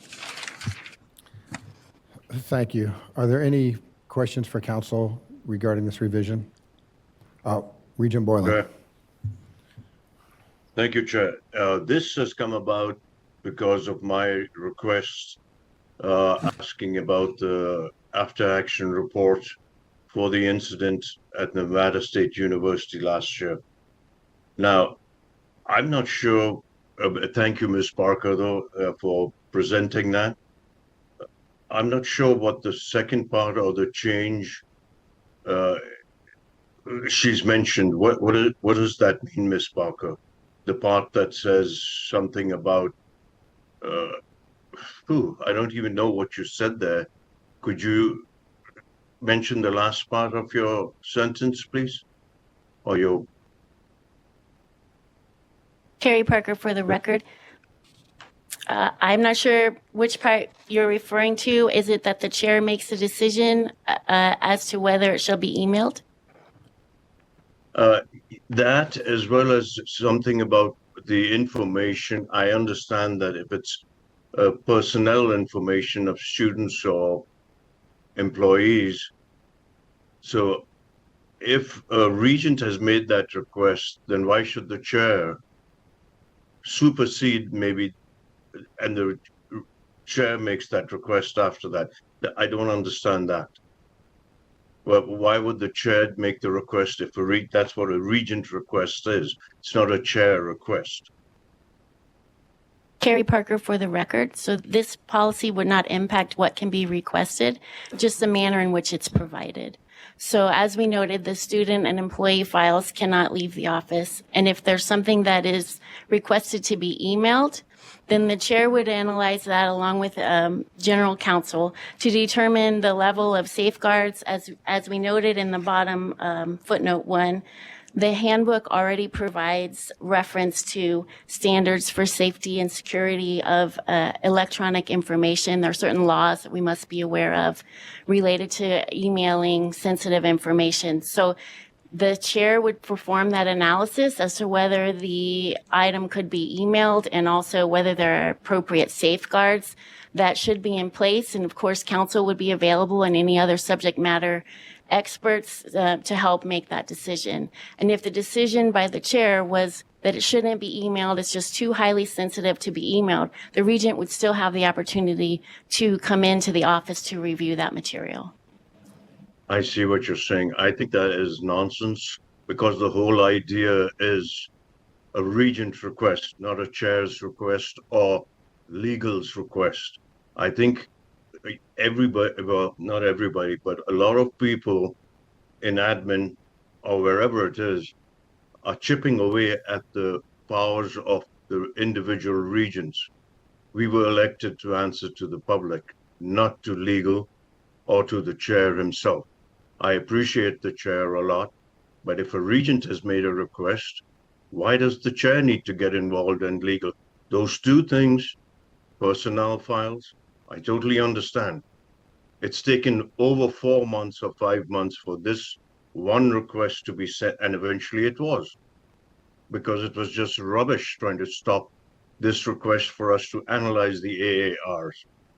So every time a regent makes a request, we're going to wait.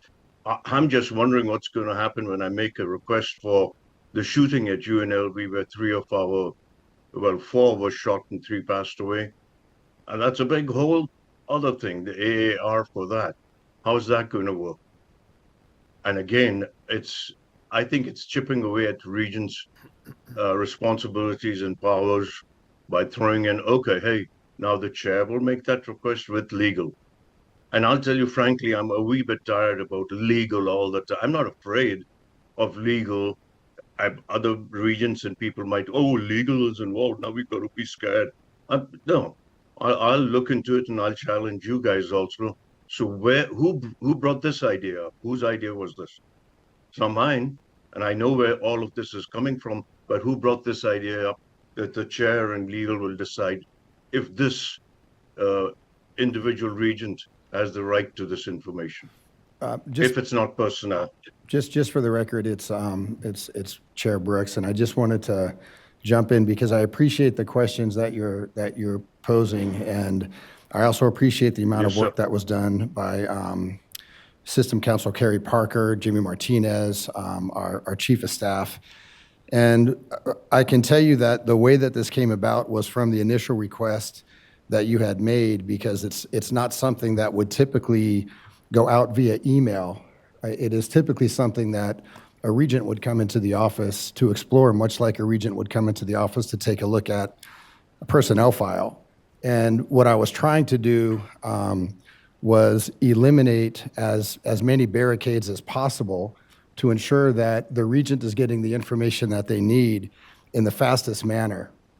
And while working through some of this with System Counsel, what was made apparent was that System Counsel didn't want to be that final say-so in terms of whether or not something went out. They're happy to provide legal guidance and precedent and offer everything that they can for the betterment of best guidance for regents and the board as a whole, but they did not want to be the sole final decisionary maker on whether a regent received a piece of information or not electronically.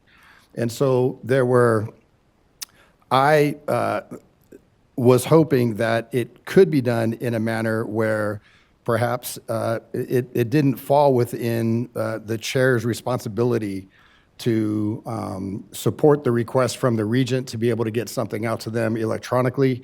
But this was the best outcome I thought that could be derived of all of the outcomes that were discussed in terms of what could make good policy so that a regent gets the information that they want, and that's how this landed here.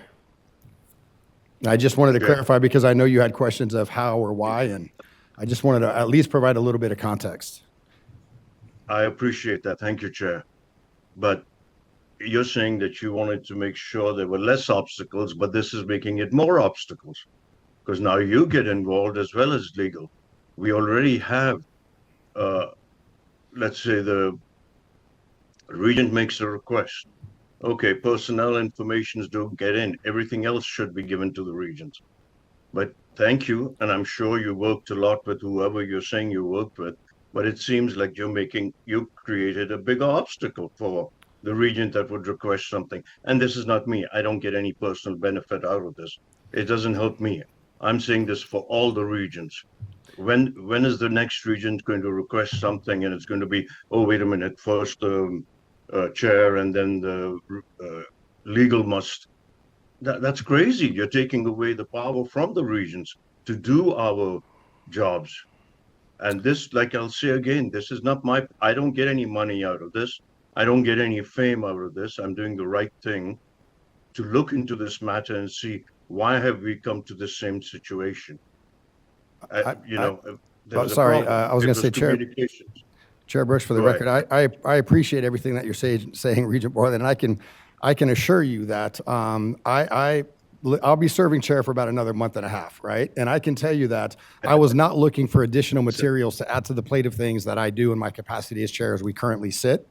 And so I thought this might be the best way to suffice some of those needs and requests that you had brought up, which would be brought up again by other regents. And this just seemed to be the most efficient way of getting it done with inside legal bounds and with inside privacy. And if it's okay with you, Regent Borland, I'll move to a couple of other regents who have comments, and then I'm happy to go back to you for further discussion. Yeah, no, sir. I'd like to finish it right here so that Okay. I can express what I'm saying and then let the others. I appreciate what you tried. I really do. And I understand your chair. But I really do believe that we have to stop putting obstacles in the way of regents doing their jobs. Thank you, Chair. Thank you, Regent Borland. Regent McGrath. I got the mic to work. I have a different concern than Regent Boylan. It's more of a technological. I just want to make sure that the language that we're adding gives the decision makers the discretion on the best technological means of transmitting something if it's transmitted electronically. I mean, my understanding, and I am definitely not an IT professional, is that attachments to emails is not considered best practices right now, even password protected. Links that expire or share files are, I think, preferred for highly sensitive information. And I just want to make sure before I decide whether to support this change that we're reflecting some discretion in the the technology that could be used to actually electronically transmit, because I think that's really important. Thank you, Regent McGrath. I'll ask System Council if they might want to weigh in on some of the IT concerns specific to sending out sensitive email. Yeah, Jimmy Martinez for the record. The policy does specifically say electronically transmitted. We also have another policy in the handbook that says when we're electronically transmitting sensitive data, it has to comply with certain protocols. The hard part with writing this policy was that we're writing it for the unknown. It's not like we're saying this specific document that has these things in it that we know of today can follow this process. So it had to be more of an interactive process to account for the data that may or may not be there and to do an analysis on how best to keep that information secure. As Ms. Parker stated, the current policy allows any regent to come into the office and review any of these records. So access to the records has never been the issue. It's been whether or not the policy provides system staff the ability to send it out electronically. So that's really the crux of what this was intended for.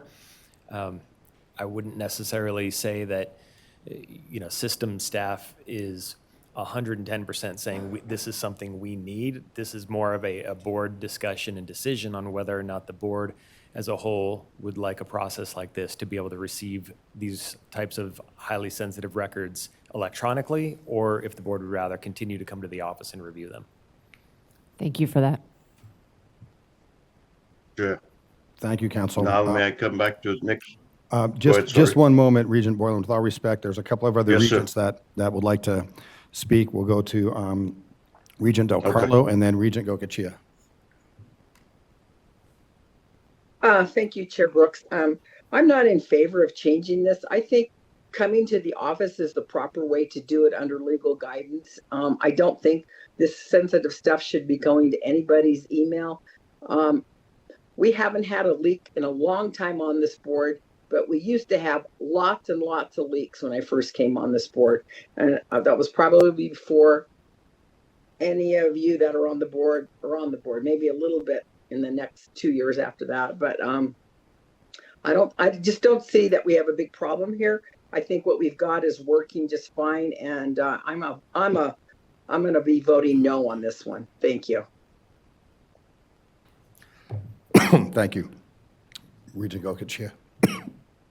Thank you, Mr. Chair, and I'm going to go back to Council Parker. I'm just trying to clarify exactly what we're talking about. We're talking about, non-public files.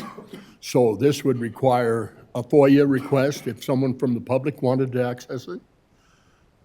Or could it even be accessed that way? Through a FOIA, Freedom of Information?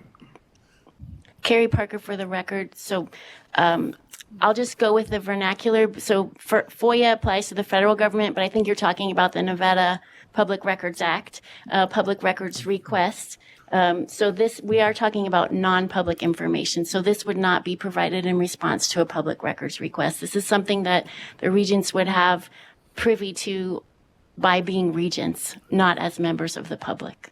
Even more Does that sensitive. answer your question? Yes, even more sensitive than anything that could be, whether it's a Public Records Act or whatever, it would be more sensitive than that.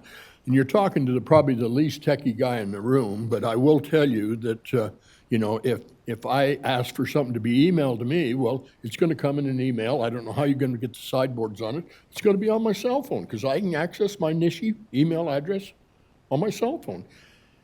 I guess I'm very concerned about it. Like I say, I'm not a techie kind of guy, and if I need it, I'll go to the office and get it in print. Thank you. Thank you. Regent Brown. Thank you so much, Regent Brown, for the record. When I first read this, my first thought was, what is the ramification for a regent if information that is shared via electronic communication is distributed beyond the Board of 13 and our staff? I know in the private sector, things are different, right? You can fire someone, you can take stock options, you can sue them technically, people can be sued here, but, and I appreciate Regent McGrath, bringing up the password protected and links that expire. Those are forms that I'm familiar with and comfortable with, but this to me feels like a solution looking for a problem. We have access to all the documents. Regent Gokachia is the only one that doesn't live within the 50-mile radius, and he even just said that he'll come into the office if there's something he needs to look at. And so for me, I feel like this is not something that I think is important for us to expand the reach and the scope, and it opens ourselves up to a lot of potential liabilities and problems. So with my colleague, Regent Del Carlo, I will also not be supporting this. Thank you.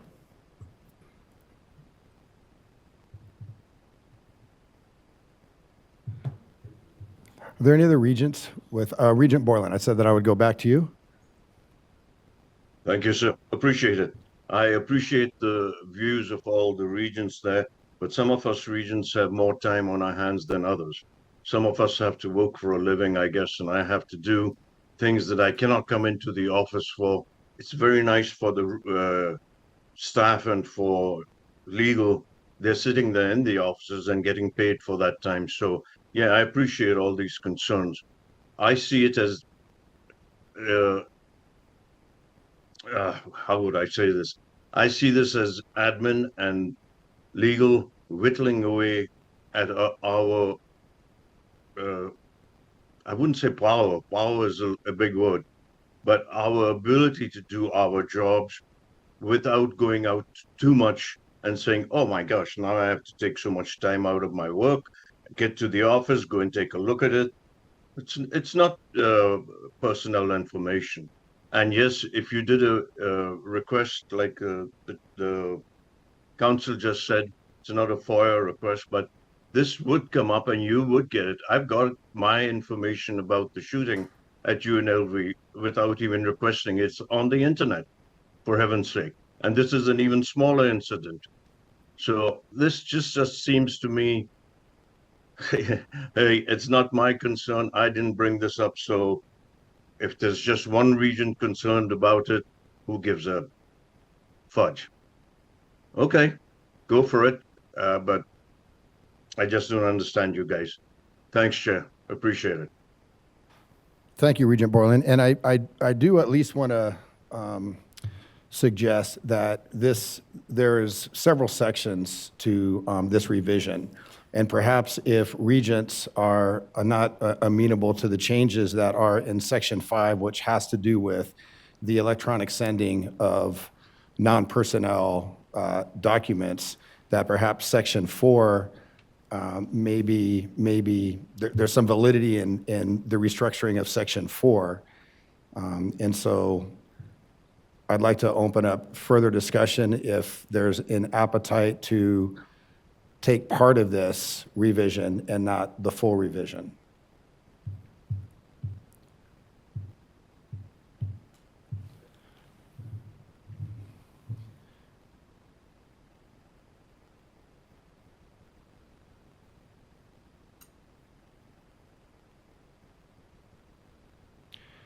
Again, Section 4, it does talk about how when regions are making requests, that information will come through essentially the Chief of Staff's office for distribution to all regions. And Chair, Jimmy Martinez for the record, just while everybody is reviewing that, I'll just put on the record that I think that's reasonable. Legal specifically worked on Section 5. Section 4 were more administrative changes that we were asked to incorporate since we were already working on this item.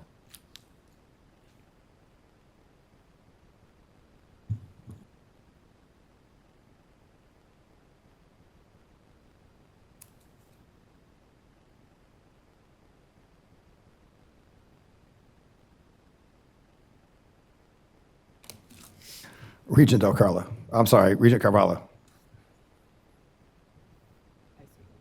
Thank you, Mr. Chair. I agree with the suggestion that you made.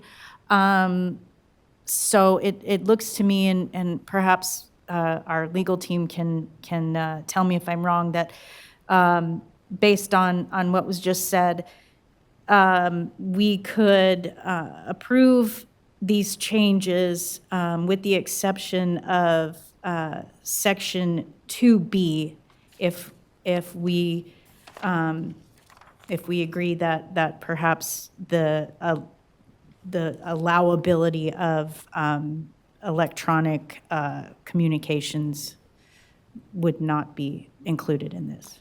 Yeah, Jimmy Martinez for the record. I think what you would want to do is 2B of 5. It would just be the changes in the record on Title 4, Chapter 1, Section 4, and it would not be any of the changes in Section 5, which relates to inspection of files. Okay.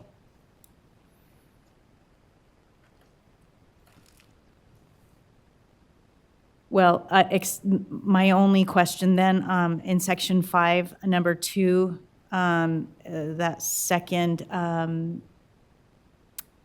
sentence, prior to inspection of any other non-public files, including non-public records, a regent must provide a written request to the Chancellor and Chief of Staff to the board.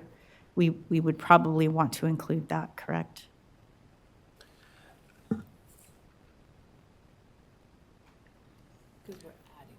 Jimmy Martinez for the record.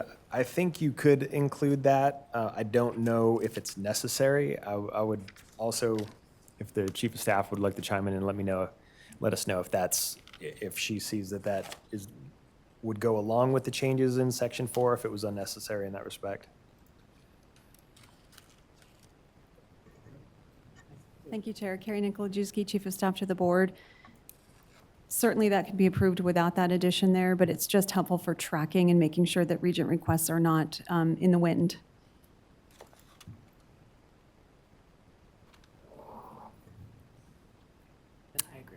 Okay, then I would like to make a motion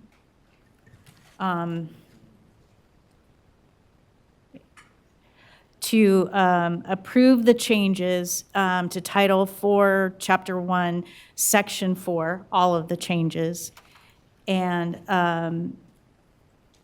Section 5, just that change to subsection 2.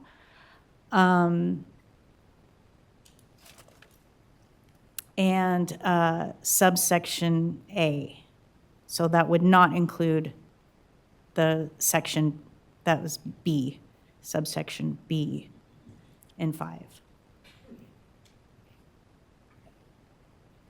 Okay, Regent Carvalho, just to recap, your motion is to approve the proposed changes to Title 4, Chapter 1, Section 4 in its entirety, and then, and also include the proposed changes in Section 5, but just limit that to 2A. Is that correct? That is correct. That would be my motion. 2 and 2A, right? I don't know if that matters. Yes, 2 and 2A, not 2B. Thank you, Regent Carvalho. So we have a motion to approve Section 4 and Section 5, except for we'd be omitting 2B in Section 5. Is there a second to this motion? Motion to second.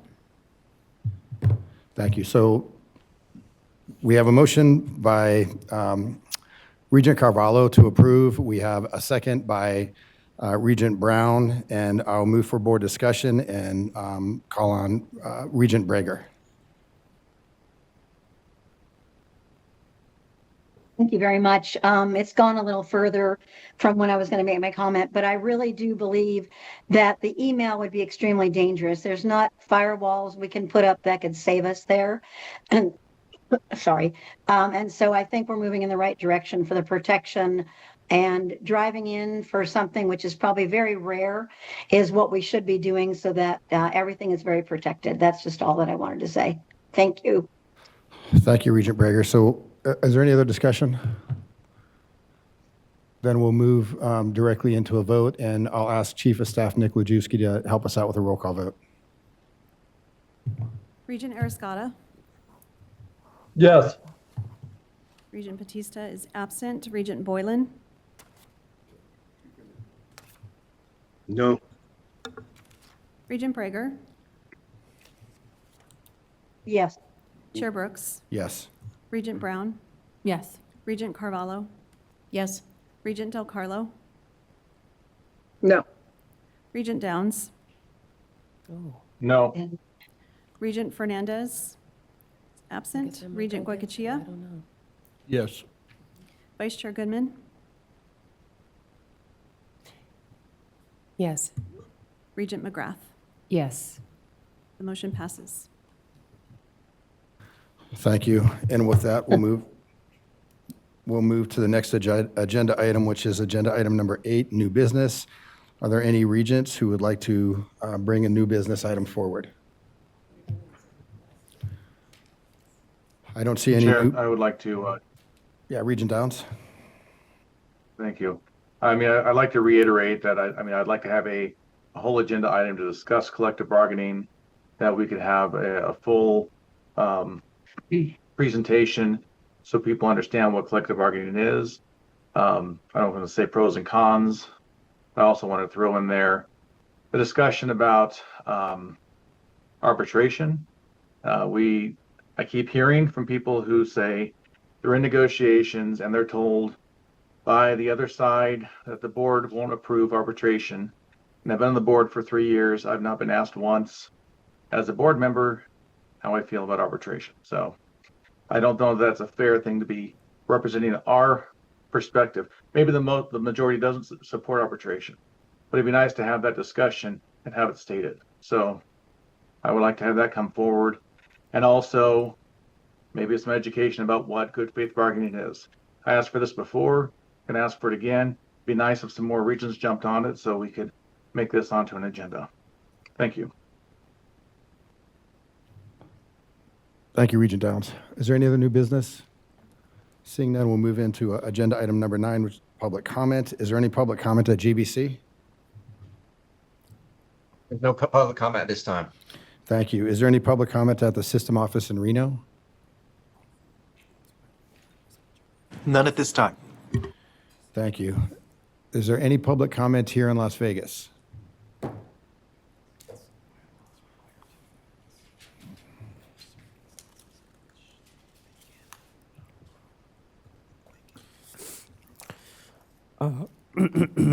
My name is Pio Rejas, Pio space Rejas. I currently serve as the Seasoned Attorney General.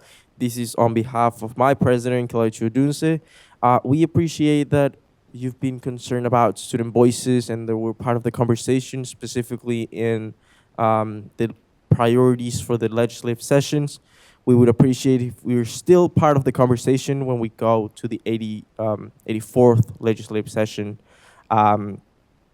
Thank you very much for these proposals today. I yield the floor. Thank you.